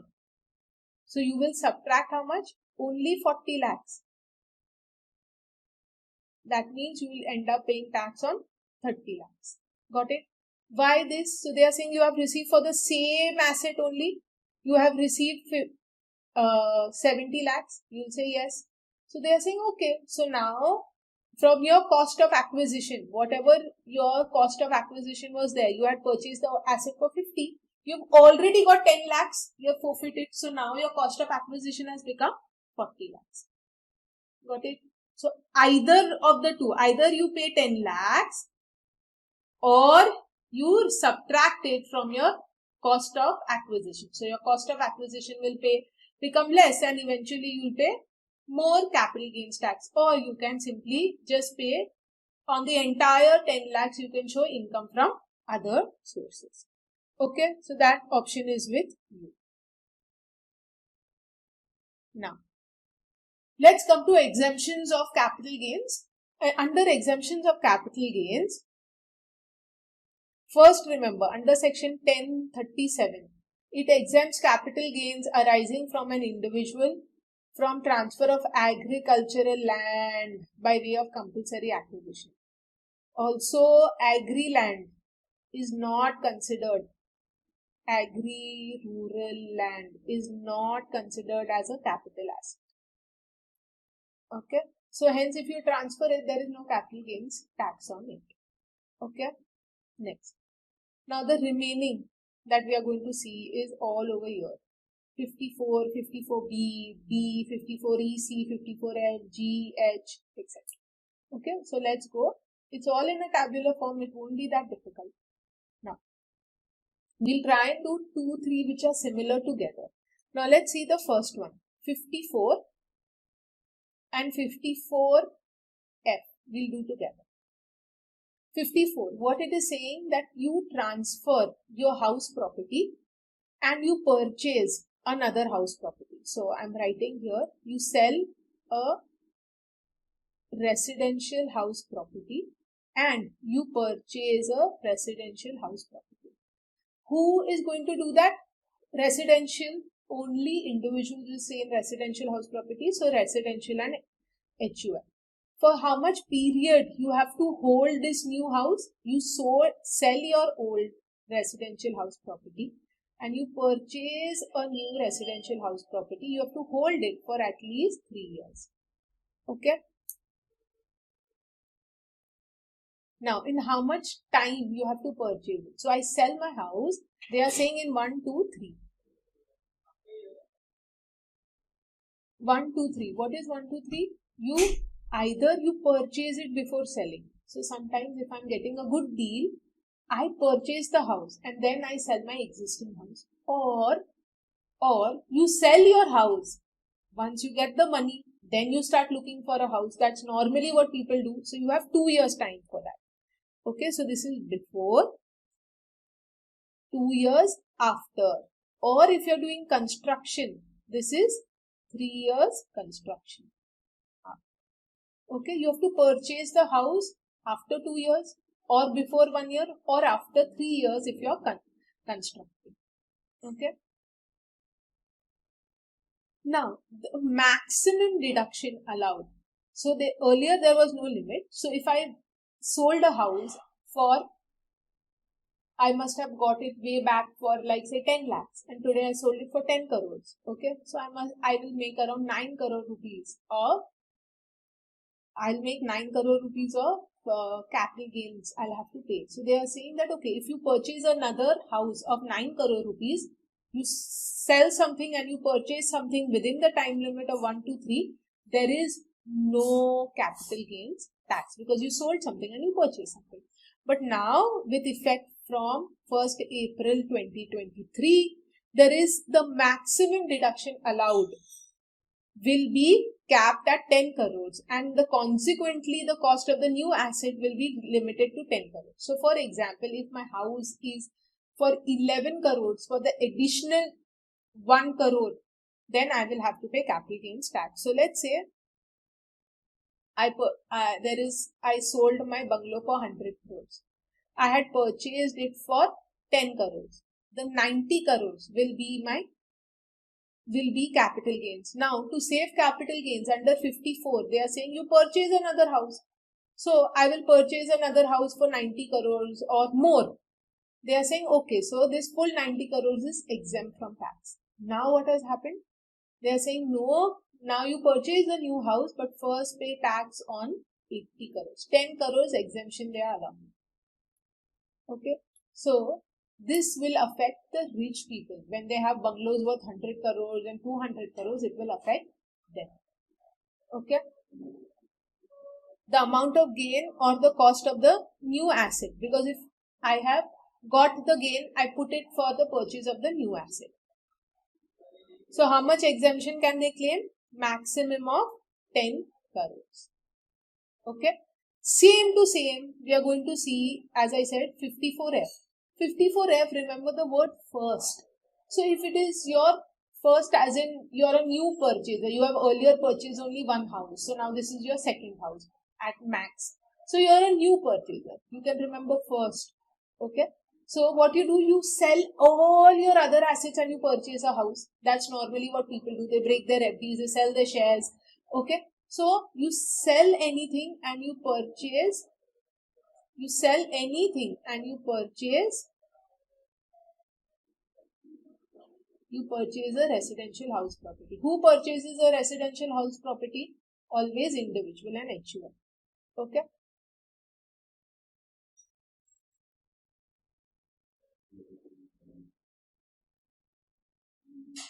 So what is the period of holding? At least 3 years. You have to hold it for at least 3 years. Okay. Now, how much time you have to purchase the new house? Same to same. 1 year before, 2 years after, or 3 years if you are doing a construction. Again, under section 54, this is capped now at 10 crores. It has been capped at 10 crores. So earlier, if you would sell any asset, so I sold shares and I purchased a residential house property, but it was not subject to any tax. So now I sell shares worth 50 crores. Okay. And I want to purchase my residential house. They are saying, no, first you'll get an exemption of 10 CR. And the remaining 40 CR you can purchase a house. But on 40 CR, you have to pay capital gains tax. So, if I sell 50 CR, I get 50 CR. I go and purchase a house of 60 CR. I put 10 crore of my own. They are saying, okay, but on this, your capital gains tax will be how much? 40 crores. Okay. What is the difference between 54 and 54F? Simple. Here it says under 54F, you can purchase residential house by selling any asset. Now there are certain conditions. Let's go here.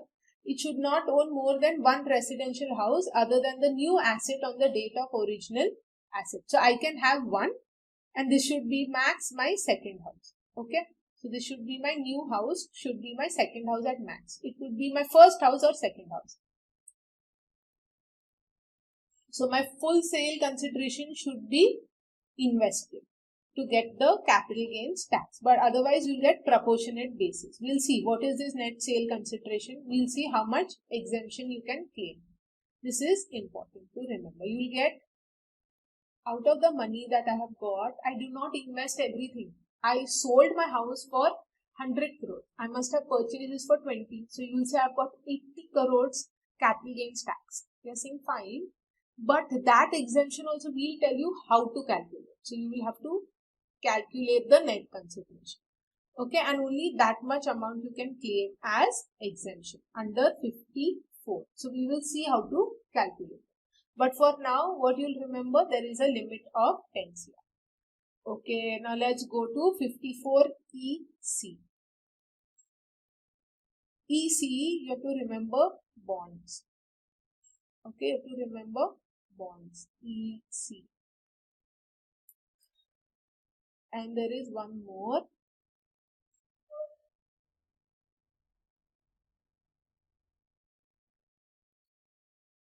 Okay. 54EC, and there was a new section added, 54EE. Both are similar, so I'm writing it here. 54EC and 54EE. All the provisions are same except for one small thing which I'll tell you. Okay, so what you'll do, you sell any asset, house, you sell your shares, you sell anything, and you purchase shares. Which share? You purchase bonds. Okay, which bonds? Bonds that are government has recognized those bonds, and those bonds are RECL and NHAI. So I'm writing what is the name of those bonds?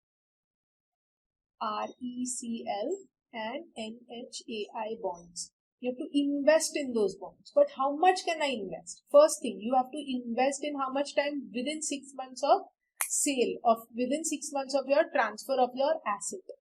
And once you invest that amount in RECL or NHAI, how much exemption can you claim? They are saying, listen, you put in 10 crore rupees, no problem. But the maximum limit will give you 50 lakhs only. How much? 50 lakhs only. And it has to be held for at least 5 years in that bond. So you cannot invest, take the benefit and then break the bonds. You have to keep it for at least 3 years. Same thing they have said in section 54EE. Instead of NHAI and RECL, they are saying, okay, RECL and NHAI, they are saying you put in startup bonds. Startup fund or startup bonds. How much they will give you? They will give you same 50 lakhs exemption, but you have to keep it for at least 3 years. Okay, same thing. How much exemption you will get? Up to 50 lakhs. Now, next one, let's come to 54B. 54B, land used for agricultural purpose. So what you have to do?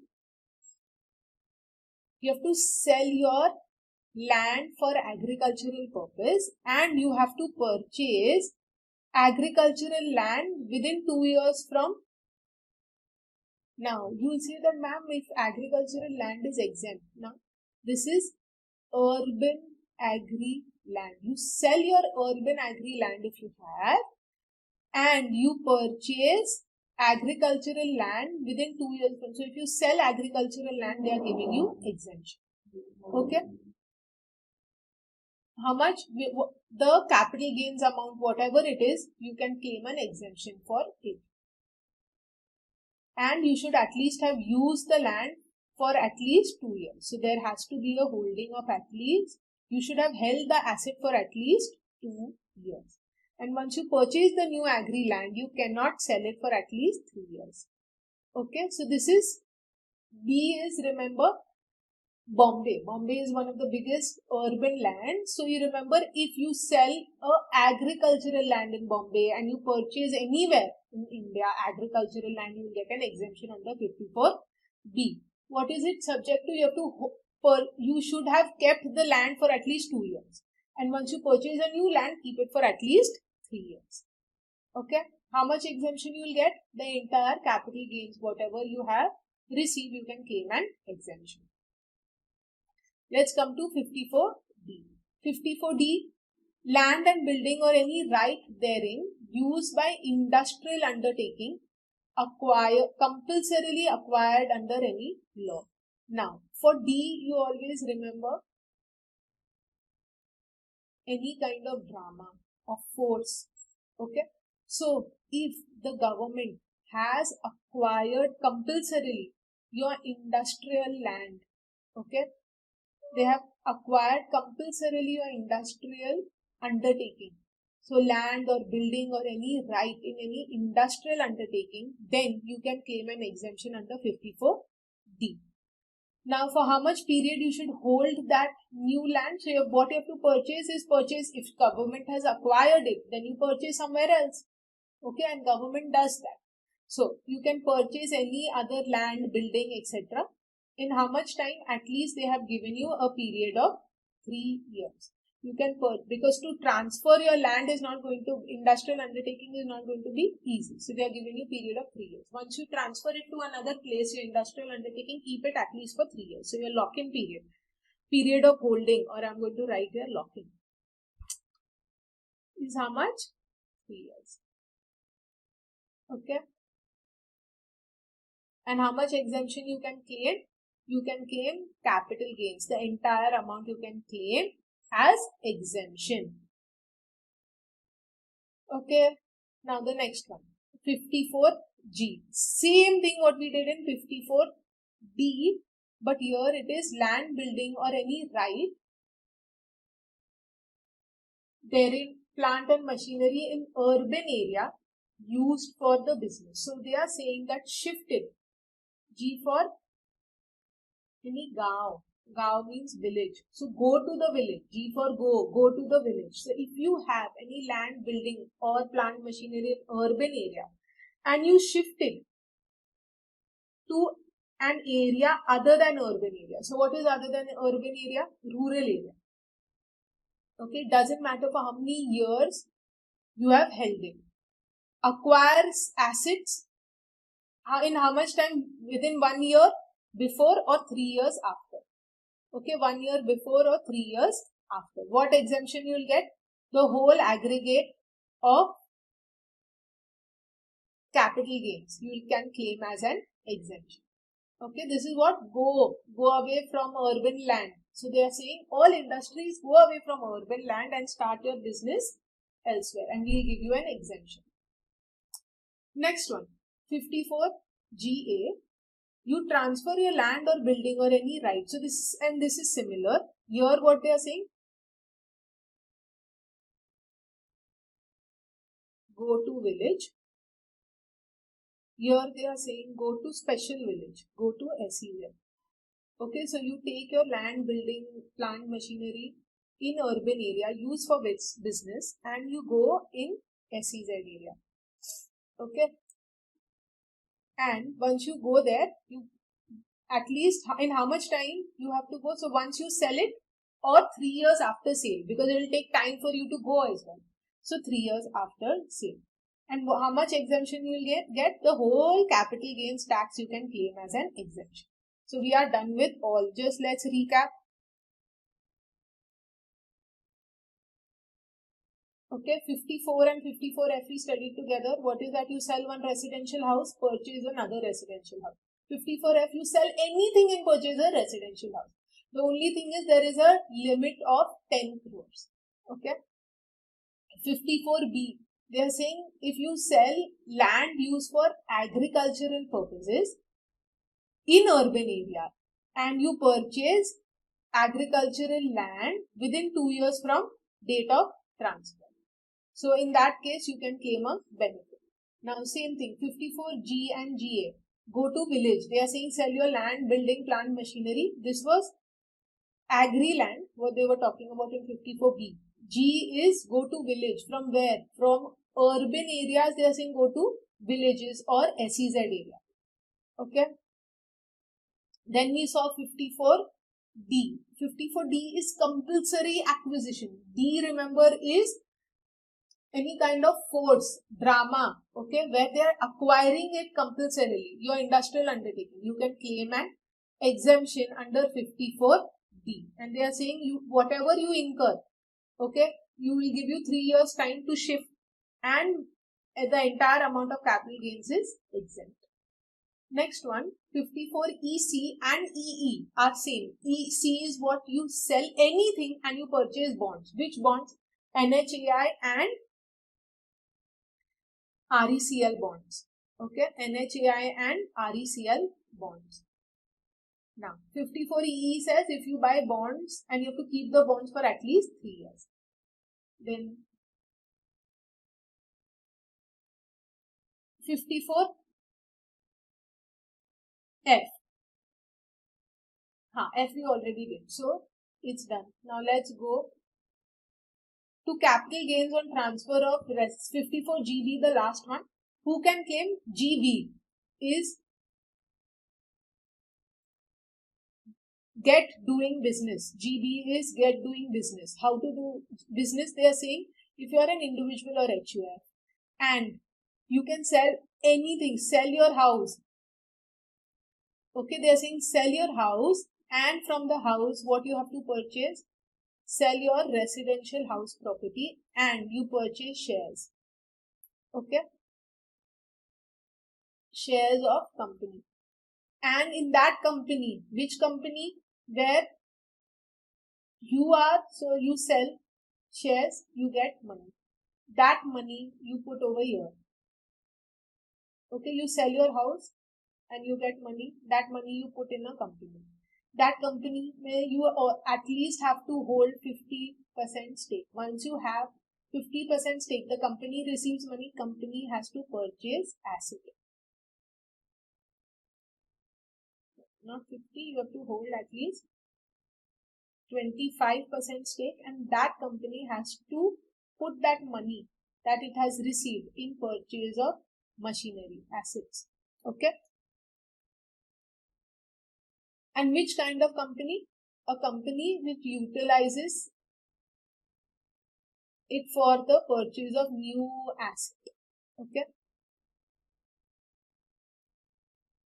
If it will be taken away, exemption will be taken back at the amount of exemption given earlier.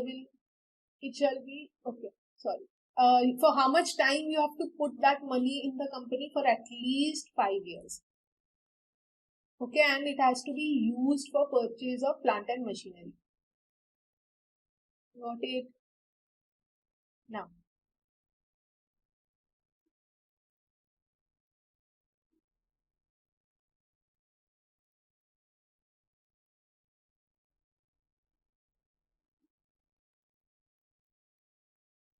okay, what if you do not want to invest in any of the other assets? So I sell one of my assets, I sell my gold, but I do not want to buy bonds, I do not want to buy residential house property. So they are saying you can put investing amount in capital gains fund account. There is something called as a capital gains fund account, and you will get the same benefit. What happens in this central government capital gains fund? Your amount is locked for a period of 3 years. You will keep getting minimal interest, but you don't have to pay any capital gains tax on it. Okay, now this is the last part and your chapter is done. There is a new section that has been added. Is it 55AA? Market linked debentures. What is market linked debentures? These are debentures where there is no fixed interest rate and the returns are determined on the underlying index. So like you have Nifty is one index, okay, then you have Bank Nifty as another index. So there are different indexes. The underlying could be equity benchmark, government yield, gold index, anything. So it could be a underlying index will determine your yield. Okay, the advantages that you're getting, good exposure and upside in the market, such as equity, government securities, without taking the risk of directly investing into it. Because if you directly invest, there is a possibility it will become zero. Here it is dead, so you'll at least get your principal back. So your upside can be anything, but your principal is fixed because you're putting money in a loan. Market linked debentures are generally issued for a tenure that is ranging from 13 months to 60 months and has high investment value. So it cannot be for few, like if I want to buy shares, I can put even 5,000. Normally market linked debentures have a higher investment value.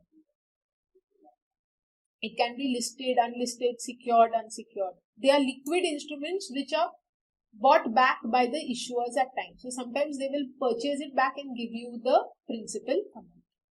Now, earlier, so there is the taxability has been issued. Any capital gains from transfer, redemption or maturity of these kind of debentures will be short-term capital asset only, irrespective of the holding period, and will be taxed at your slab rate. So if you have a higher income group, you will be taxed at a higher slab rate.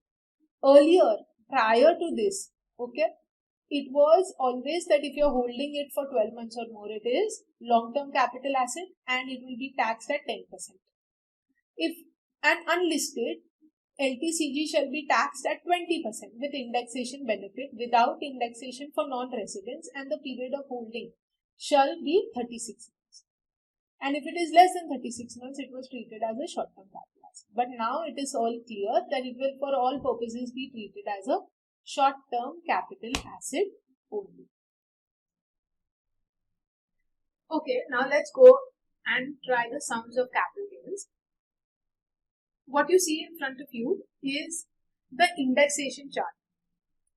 Now, I'll just explain you in like 30 seconds what is this chart mean. In 2000, it is basically taking into account the inflation. In 2001, it starts with 2001. The index, let's say, was 100 rupees. Now, in 22-23, that same 100 rupees ka value, the value of 100 rupees has become 331. So basically, your asset values will have to be increased to that extent. Okay, if the value of something was 100, now the value has become 331. So you don't have to by heart this chart. This will be given in each and every exam. You don't have to ever by heart this chart. Let's see how we are going to use it in our sums.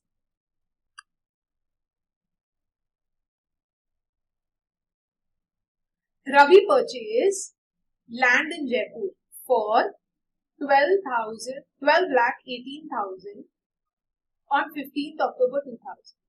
He constructed the first floor on 15th December 2016 for 1,08,000. On 15th December 2022, he sold the house for 52 lakhs. The expenses on transfer was 29,000. Compute the capital gains. The first thing that you will do is you take the sale consideration. Okay, always. How much was it? 52 lakhs. Was there any expenses incurred or he got the entire full 52 lakhs? You will say no, there was expenses on transfer.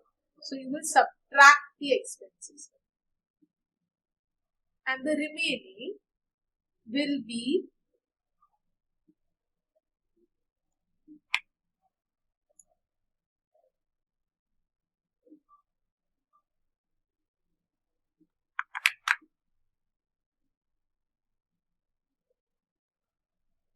okay, that will be net sale consideration. Now, this is your net sale consideration. You will subtract your cost of acquisition. What is the acquisition cost? He purchased the land for 12,80,000. But didn't we just see that if you have purchased the land or anything,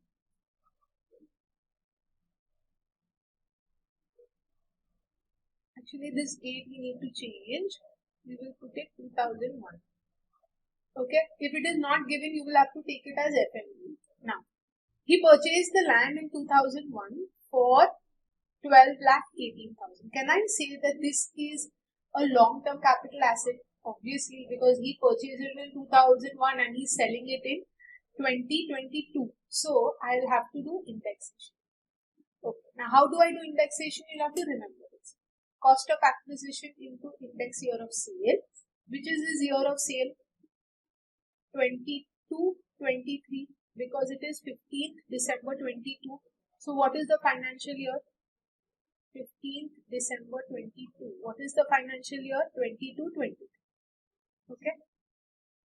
Upon index year of purchase. What is the year of purchase? He purchased it in 2001-2002. So how will we do this? What is the cost of acquisition? 12,18,000 into index year of sale. What is the index? 22-23, 331. What is the index year of purchase? 2001-2002. That will be 100. Okay. So,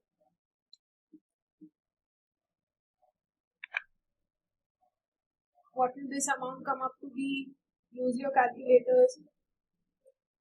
12,18,000 into 331.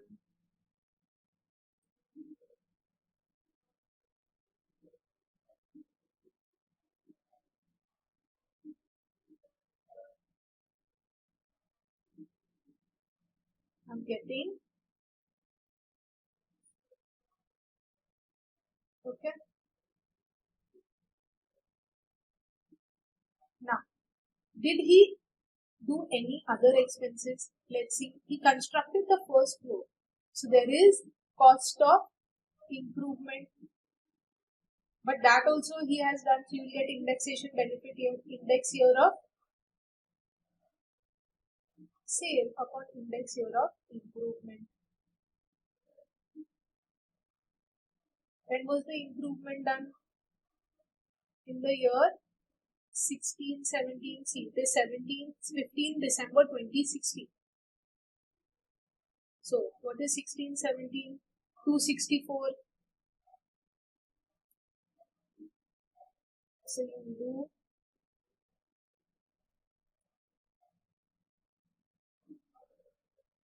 1,80,000 into 331 upon 260.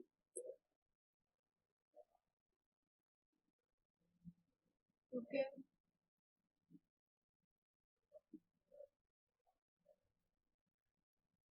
One lakh 50 into 331 divided by 260. So you will get 22,568. Okay. Let's see 51 lakhs 71,000 minus 40 lakhs 31,580 minus 22,568.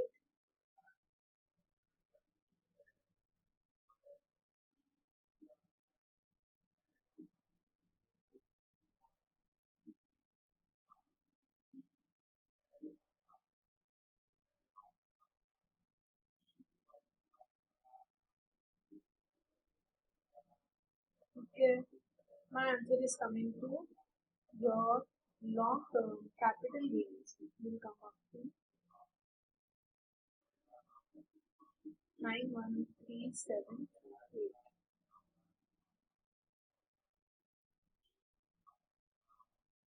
Okay, this is what your answer is going to be. What did you do? First you took index cost of acquisition, then you took index cost of improvement. Simple. Subtract both and you get your answer. Now, next one. Sachin purchases a house in Jaipur for, again, for 18,20,000 on 31st December 1990. He paid registration fees of 1,82,000. On 15th August, he sold his house. The expenses on transfer was so and so. Now, here you will have to write the fair market value as on 1/4/2001 of house is 19 lakhs. Now, let's take same thing. How much did he sell it for? Sale consideration 64.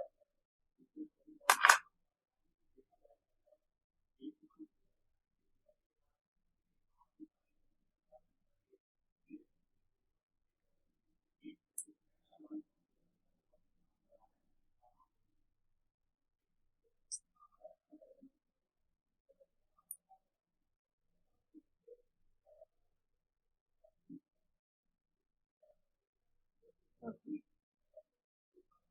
So the sale consideration is 64,50,000.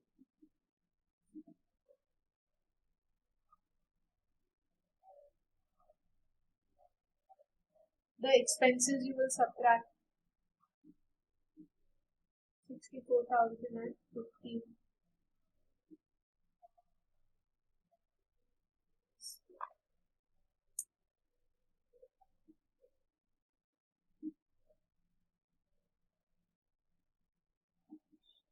So your total answer is 63,85,500. Okay, that is your net sale consideration. Now you have to do index cost of acquisition. For index cost of acquisition into index year of sale upon index year of purchase. What is the year of sale?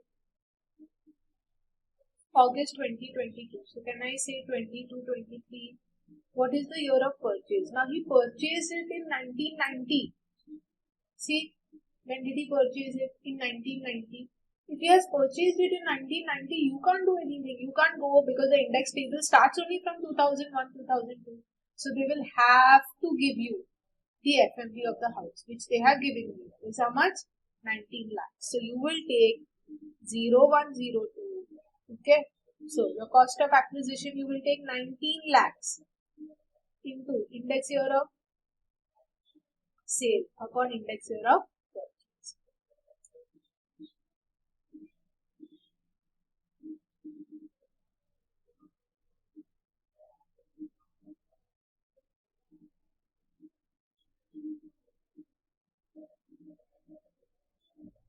Okay.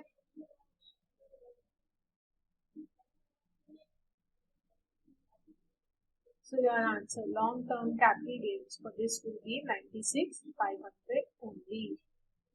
Got it? Okay. Now,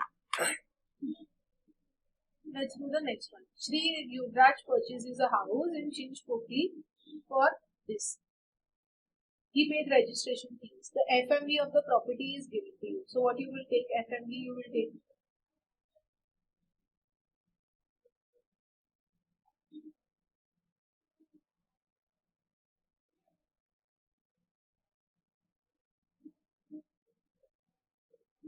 Okay.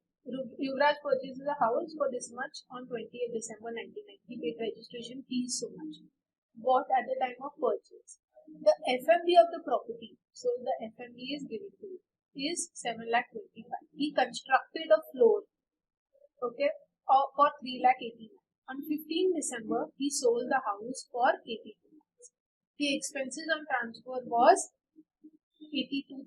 So please can you tell me what will be your net consideration? Now this you can tell me easily what will be the net consideration.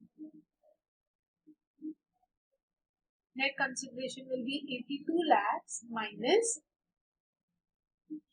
82,000.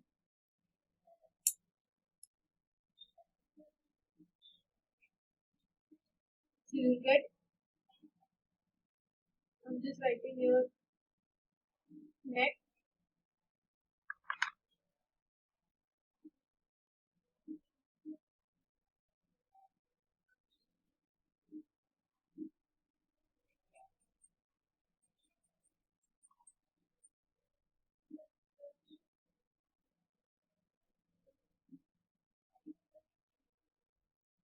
okay. Step 1. I'm writing what will be the net sale consideration. What will be the net sale consideration? Sale consideration minus expenses. Okay.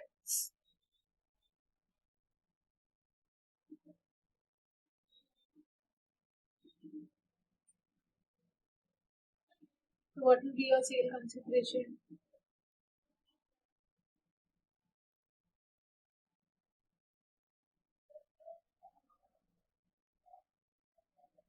82 lakhs minus 82,000. You will get 81. Okay. Now you do index cost of acquisition, easy cost of acquisition into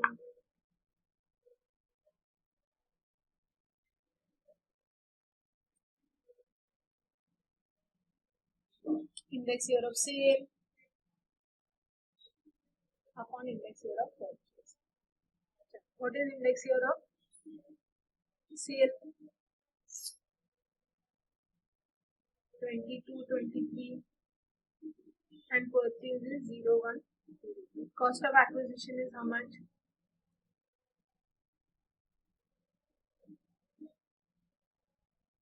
6.5 lakhs. What is the index year of sale? 331 for 2022-23. Index year of purchase. Now, this is interesting. What they have said that he purchased the house when? Okay, he purchased and the FMV is 1.4. FMV is 7,25,000. Now, remember this. asset before 1/4/2001. What will you take? FMV as on 1401, or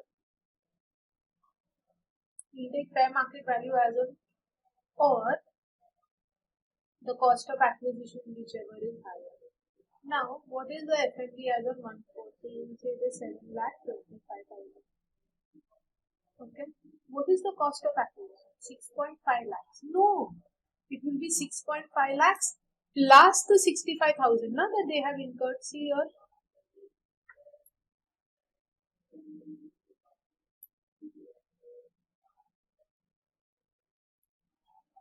Plus 65,000 he paid for registration.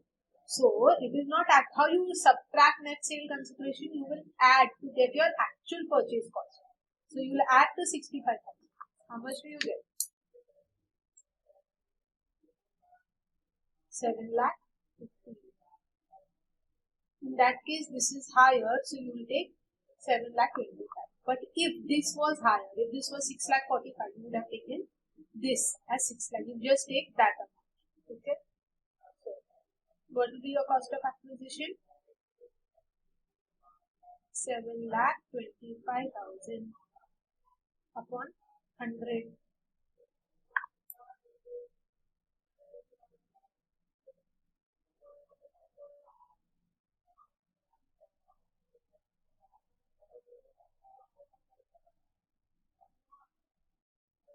This is what I am getting. Is there any cost of improvement?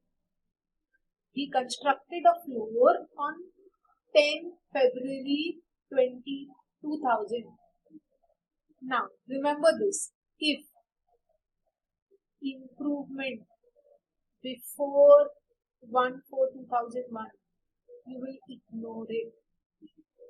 Okay, you will ignore it because you cannot find the FMV of improvement. So they are simply saying ignore it. Okay. But if this was done after 1/4/2001, the improvement you would have taken it, like what we did in the earlier slides. What is your answer?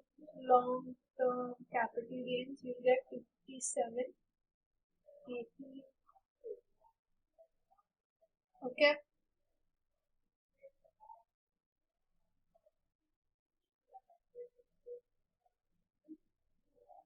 Got it. Let's go to the next one. Natasha sells her personal residence on 1/7/22 for 45 lakhs, which was acquired by her on 1/4/2000 for 2 lakhs. She carried on improvement twice on 1/3/2001 for 50,000 and on 15/3/2003 for 5 lakhs. The FMV of the house was 1/4/2001 on 4 lakh. The brokerage was 2% of selling price. Okay. So now, first tell me what will be her net sale consideration.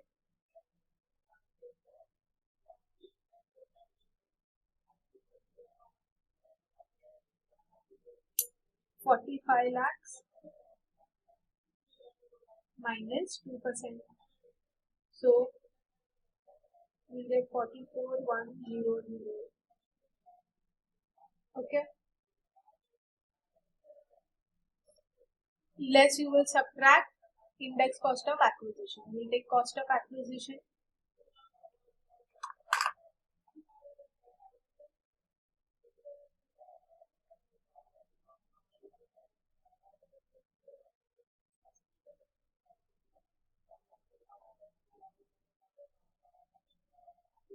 Okay. Let's do it here. I am just putting net sale consideration. How much is it? 44 lakh 10,000 less index cost of acquisition. What is your cost of acquisition? Index year of sale upon index year of purchase. Simple. Cost of acquisition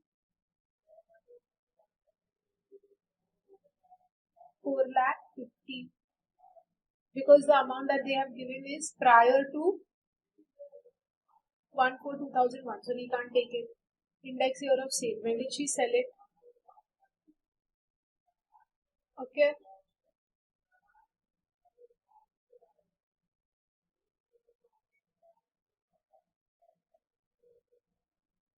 I'm getting total.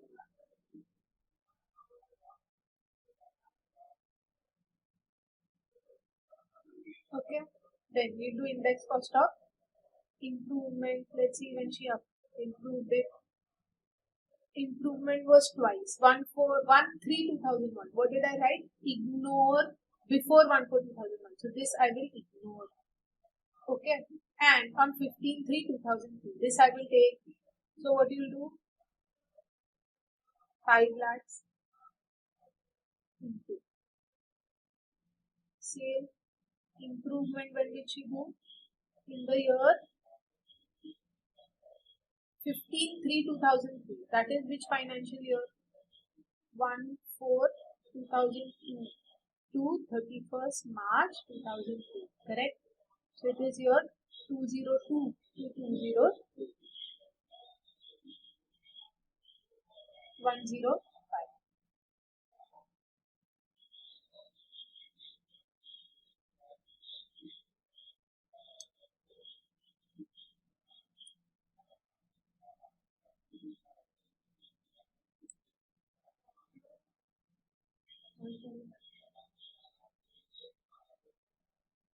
Hundred 105.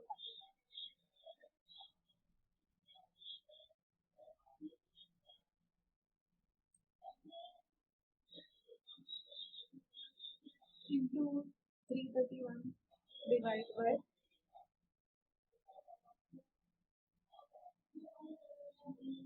1576.19. Whatever you get in your long term capital gains. So we'll do 4410 minus 1489 500 minus 157619.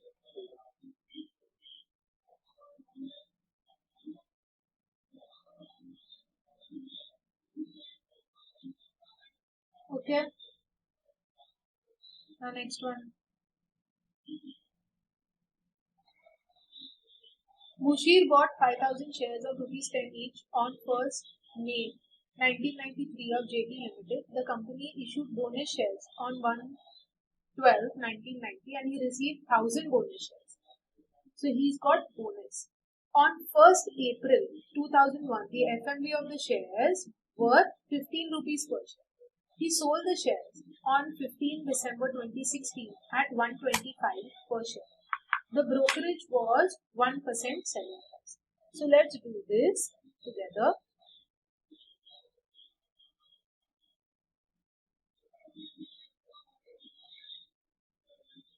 And the sale consideration minus expense will give you net sale consideration. So can I write first original share and leave a bonus share? Why am I writing this? Because for bonus shares, the cost of acquisition will be 0.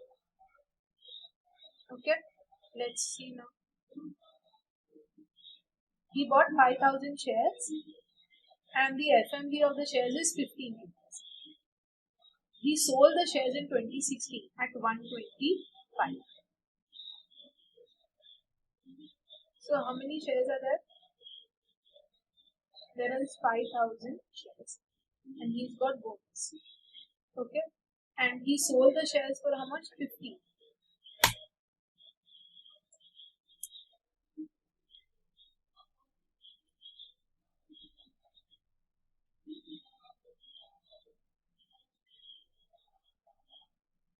At 125 per share. Okay, he sold it at 125. So they are saying that he sold it at 125 rupees per share.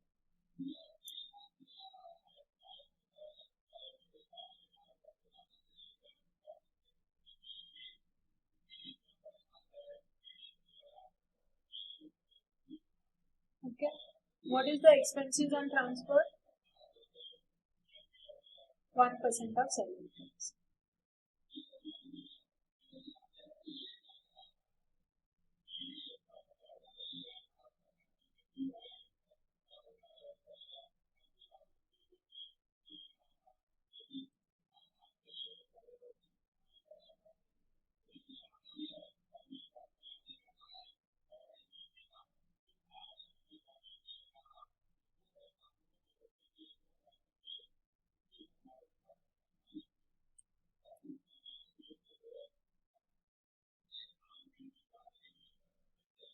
What is the cost of acquisition?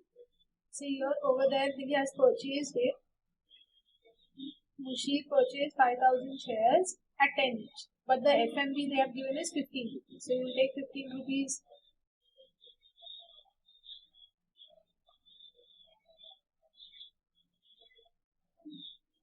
FMV on 1,420 is 15. When did he get the bonus? He received 1,000 bonus in 1990. Okay. Now see. Cost of acquisition when in 1990 prior was 0. So what will you take? 15. Okay. But what if these shares were purchased, the bonus he received after 2020, after 2001, you will have taken cost of acquisition as 0 only. The only reason you are taking cost of acquisition as 15 now for bonus shares. For bonus shares, you are taking 15 because this applies if you've received the purchased the asset before 1/4/2001. So here you will take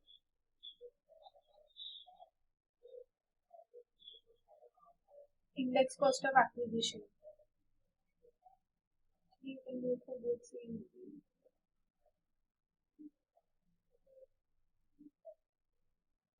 Cost of acquisition is 5,000 into 15 into index year of sale. What is your year of sale? 2016, 2017. 264.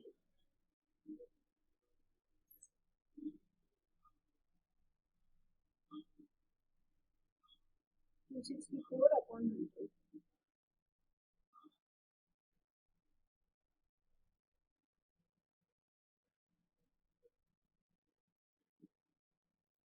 Always when you have two different assets, please solve it separately. It will always be helpful.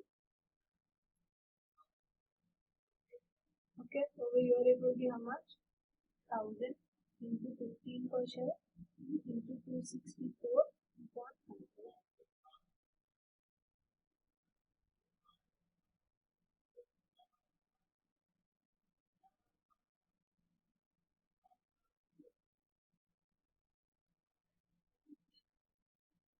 So what will be the answer? Total capital gains.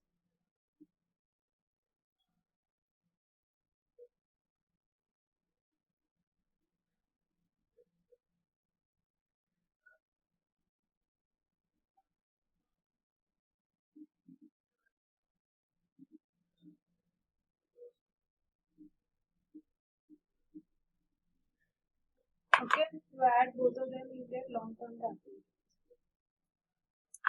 Got it? Done. Come on, let's go to the next one. Sufyan purchases a house in Chiklun for 85,000 on 15 December 1880. Before 1/4/2001, what will you do? You will simply see the fair market. Okay, the FMV of the property as on 1/4/2001 is 1,05,000. The house was acquired by BMC on 15/10/2008 for 18,76,500. The first installment of 5 lakhs was received on 15/4 and the balance on in 2017. Calculate capital. Simple first step you will do sale consideration. how much did they give you? So if you do instead of sale consideration, full value of consideration, because you have not sold it, you can say that it was acquired compulsory. So what is FUC? Full value of consideration. 18 lakhs 76,500.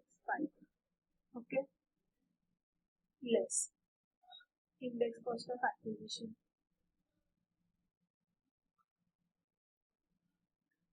Cost of acquisition is how much? We'll take FMB, so 1,05,000 into index year of, there is no sale, so here you will take index year of transfer. The first installment, so Sufyan purchased the FMB of the property. The house was acquired in 2008. So here you will take transfer, right? When was it acquired or transferred? So you will say 8, 9. Okay, and index year of 4. So then what was it in 8, 9?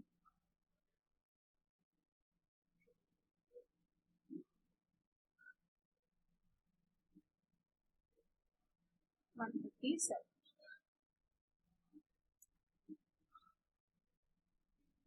upon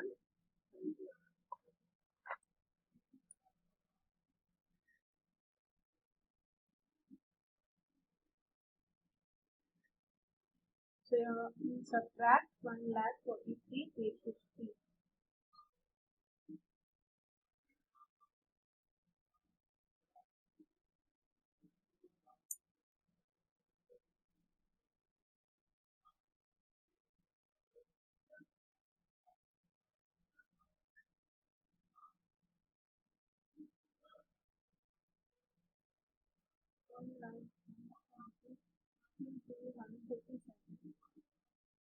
Divided by 100.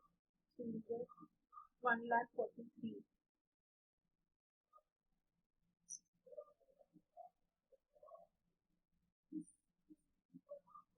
And the installment of 5 lakhs. So you subtract minus 1,876.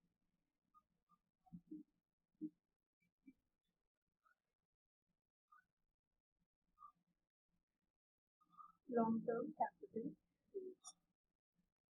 Okay, now when is this long-term capital gains required to be paid? As soon as you receive the first installment, so you will pay the full amount as capital gains. First installment you received in 15/4/2016. Either you pay the full amount of capital gains here, okay, or you pay in the ratio that you have received. So if you have received only 5 lakhs, that is how much? Around 1/3 of the amount. So you can pay that much, and the balance you can pay. But the government will not let you pay when you receive the full amount. So you will have to pay either 5 lakhs as capital gains in 2016, and remaining you can pay the remaining when you get the remaining amount. Okay, so how much is the tax? It will be at the rate of 20%. Okay, so how much is the tax? It will come to 3460. So that will be the tax. How much tax you have to pay? Long-term capital gains tax will be this. When do you have to pay it? As soon as you receive the first installment. It will become applicable when you receive the amount. Okay. Now you have to pay it in that quarter as advance tax. You have to pay it. Otherwise, what you can do is, so when you receive the second installment, you don't have to pay any tax. Now, let's go to the next one. Shri Azhar purchases a house in Delhi for 3 lakhs in May. The house was acquired by BMC for 4 lakhs. Azhar claimed additional compensation and the court awarded him 8 lakhs in Jan 2023 and the payment was made in April 2023. Expenses in relation to compulsory acquisition is rupees 20,000 and court proceeding 60. So simple, Azhar purchased the house for 3 lakhs. Okay, sale consideration. There is no sale, but full value of consideration we'll have to put because there is no sale. Okay. Is how much? Only 4 lakhs. Azhar claimed additional amount, but you'll do index cost of acquisition. Okay, when I do index cost,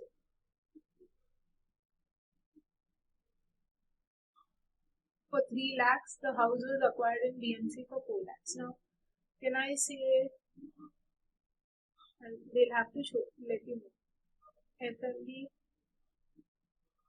of house on 141 is 3 lakhs. Okay, so index cost of acquisition, what do we take? 3.5 lakhs into when did he receive, transfer the amount. So we say the house was acquired in 2006. What date of 2006? June 2006. So you take 6, 7, 122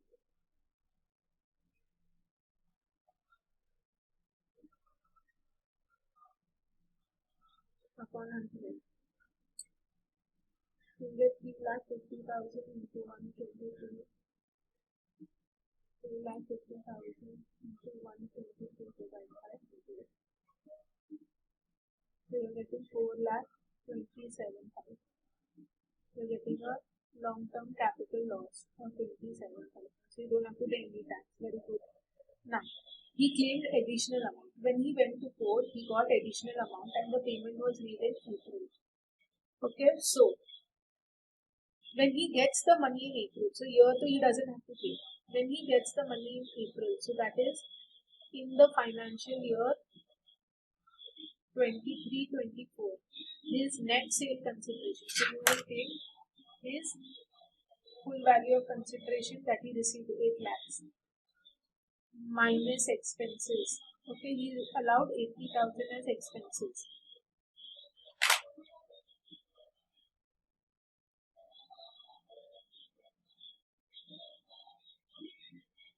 Okay, this amount he will have to pay long-term capital gains tax. Okay, this loss he can take a set off if it is still not, if it is carry forwarded. Okay, so he can claim a long-term capital loss in the year as a claim additional BMC in June 2006. In 6-7 he can claim a loss.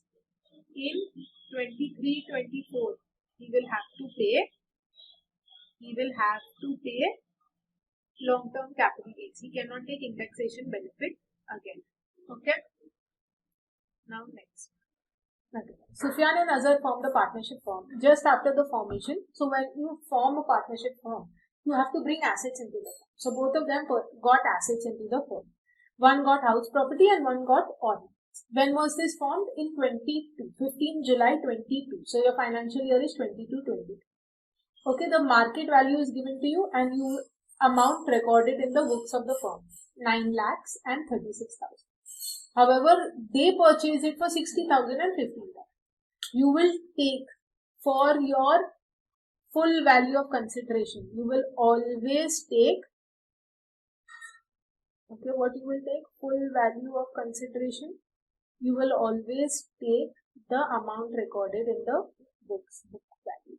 So here it is 9 lakhs and here it is 36,000. Okay, less index cost of acquisition. What is index cost of acquisition? You will take cost of acquisition into index year of sale upon index year of purchase. Now, in this case, what is your cost of acquisition? Here it is 60,000 into index year of sale 331 upon index year of purchase 5,6. So let's see what is 5,6. 5,6 is 117. Okay. Same thing here, you will take 15,000 into index year of sale or we say transfer. That will be what? 331 upon 1011. What is it in 1011? 167.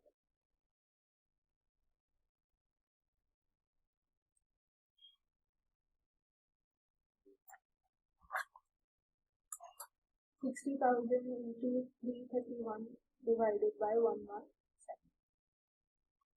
How much will that be? 1,69,740. Okay, I subtract, I'll get the value over here. What will be the value here? 15,000 into 331 divided by 167. Okay, your value will be 29,730. Okay.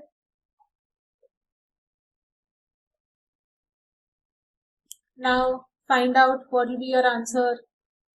9 lakhs minus 1,69,740, 743.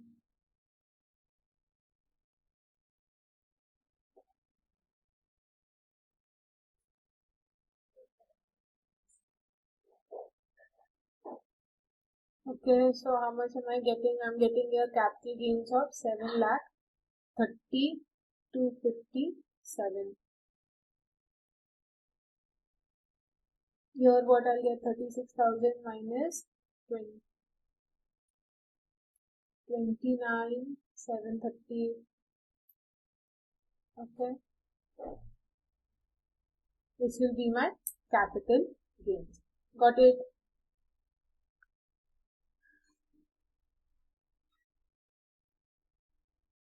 Now next one.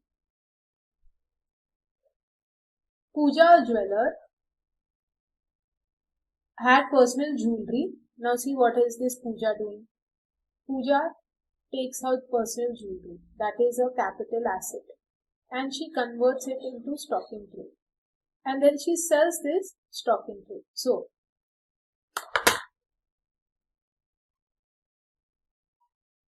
she has capital asset.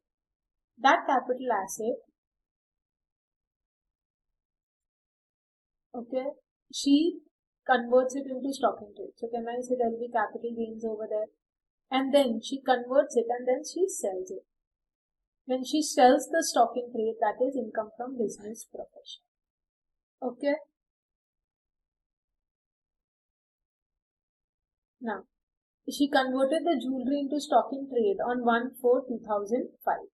The FMV of the jewelry on 1/4/2005 was 8 lakhs. So you will take FMV always over here.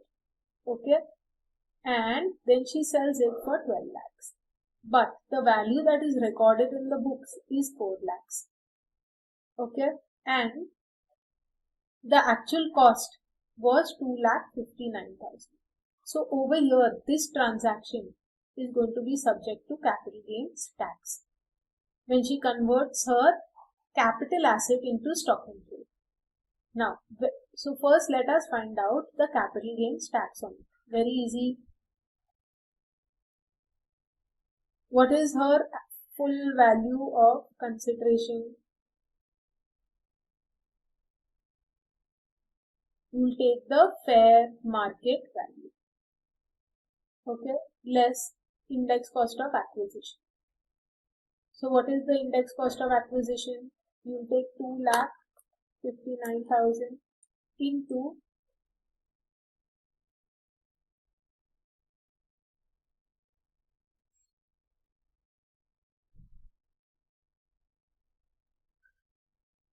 the index year of conversion, that is conversion to stock in trade. So she converted in 2005. So can I say 5/6?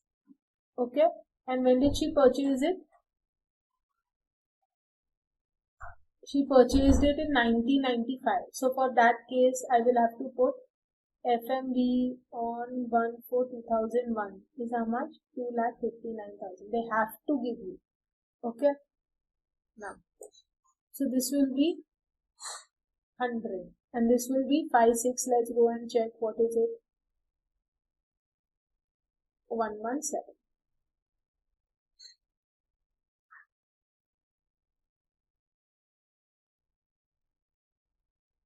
Okay. Into 117. 2,59,000 divided by 100 into 117.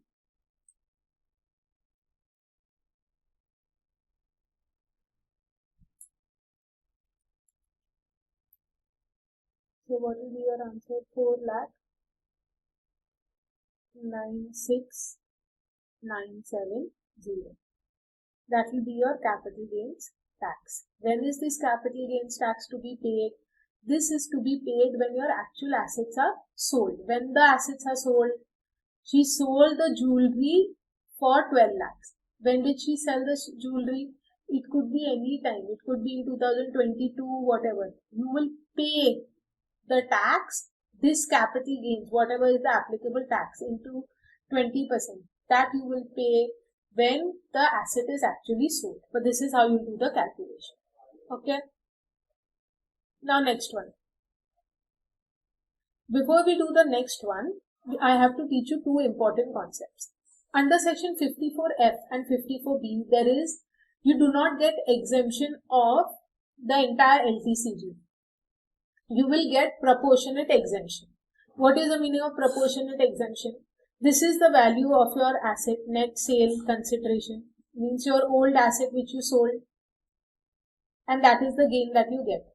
They are saying whatever you purchase of your new asset, the appropriate proportionate gain you can claim as exemption. So what does it mean? Net consideration or exemption claim will be new asset value into LTCG upon net sale consideration, that is old asset value. Now based on this, let's read this. Okay. Mushir, what did he do? Mushir transfers a plot of land for consideration of rupees 28 lakhs on 15/12/2022. The land was purchased in 1991, but the fair market value on 1/4/2001 is 4,36,000. Brokerage paid is 24,000. He purchased for 25 lakhs a residential flat on 30th April 2023. So simple, what you'll do first, you'll do simply find your capital gains. You find the net sale consideration. That you can do now. 28 lakhs minus 24,000, 27,76,000. Okay. Less index cost of acquisition.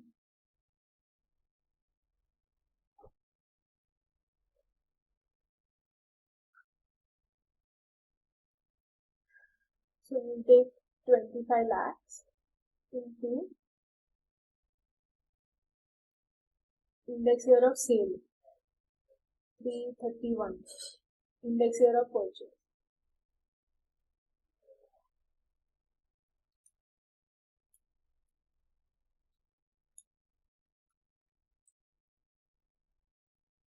8275,003.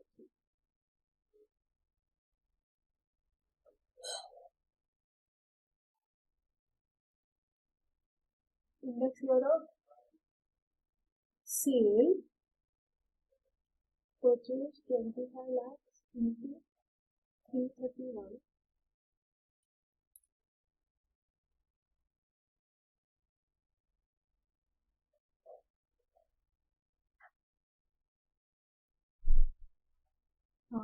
Was purchased, my bad. So this was purchased for 4,36,000.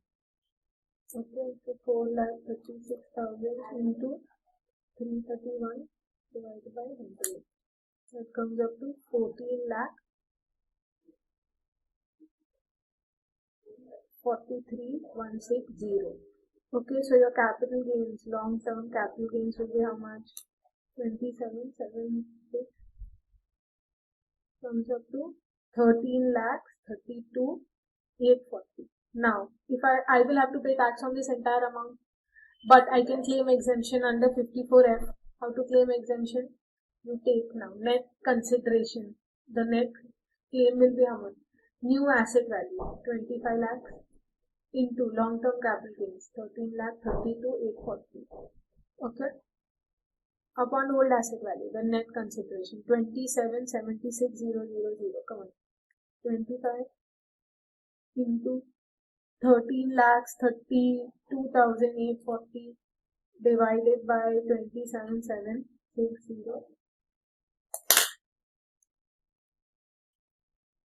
into 13 lakh 32,840 divided 20. First you have to divide 25 lakhs divided by 27,760 into 13 lakh 32,840. So your answer will be exemption will be 12,00,032. Okay, so you will get that much. How much have you got? More. So you will remaining you will have to pay tax.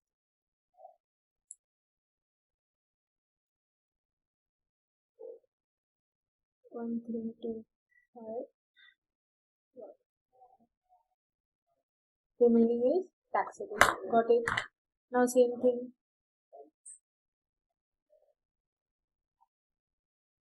Okay. Jessica inherited.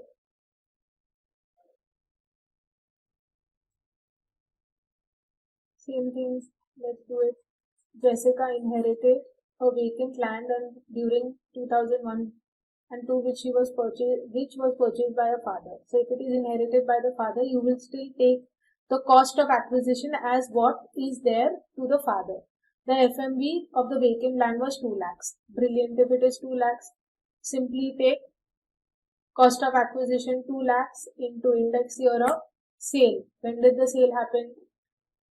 She purchased a FMV was this much. During August, she entered into an agreement to sell the land and received in advance.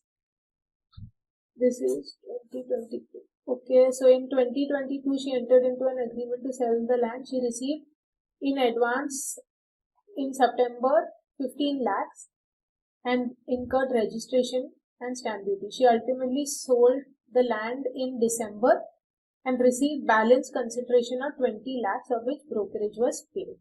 So first thing, what is the net sale consideration? During this, she entered to sell the land and received an advance. So it was for 34 lakhs. Yes, no. Okay. Balance consideration 20 lakhs and during August, she entered to sell the land, received an advance of 14. And then she also purchased land and incurred registration. So here she just sold the land, 20 lakhs plus 14, 34 lakhs, and she incurred brokerage on it. Okay, so can I say her net sale consideration is minus, okay, minus how much? 68,000. So how much it is? 33,32,000. Okay. Now, indexation you'll have to take 2 lakhs into index year of sale, index year of purchase. Come on, 2 lakhs into 331 divided by 100. So you will get your 66,2,000. Subtract. You will get long-term capital gains. What is your long-term capital gains? 2,670. Okay. Now, under 54F, you can claim exemption because she inherited land, sold it. How will you do this? What is her capital gains new asset value? The new asset value is 15 lakhs. Long-term capital gains 26 70 and old asset value 33, 32, 0. Okay. So what will be your final answer? 15 lakhs divided by 33, 32 into 26,700.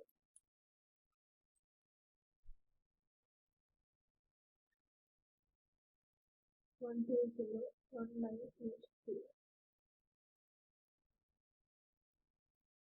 That will be your exemption that you can claim. 120,1980. Okay. Remaining will become fully taxable.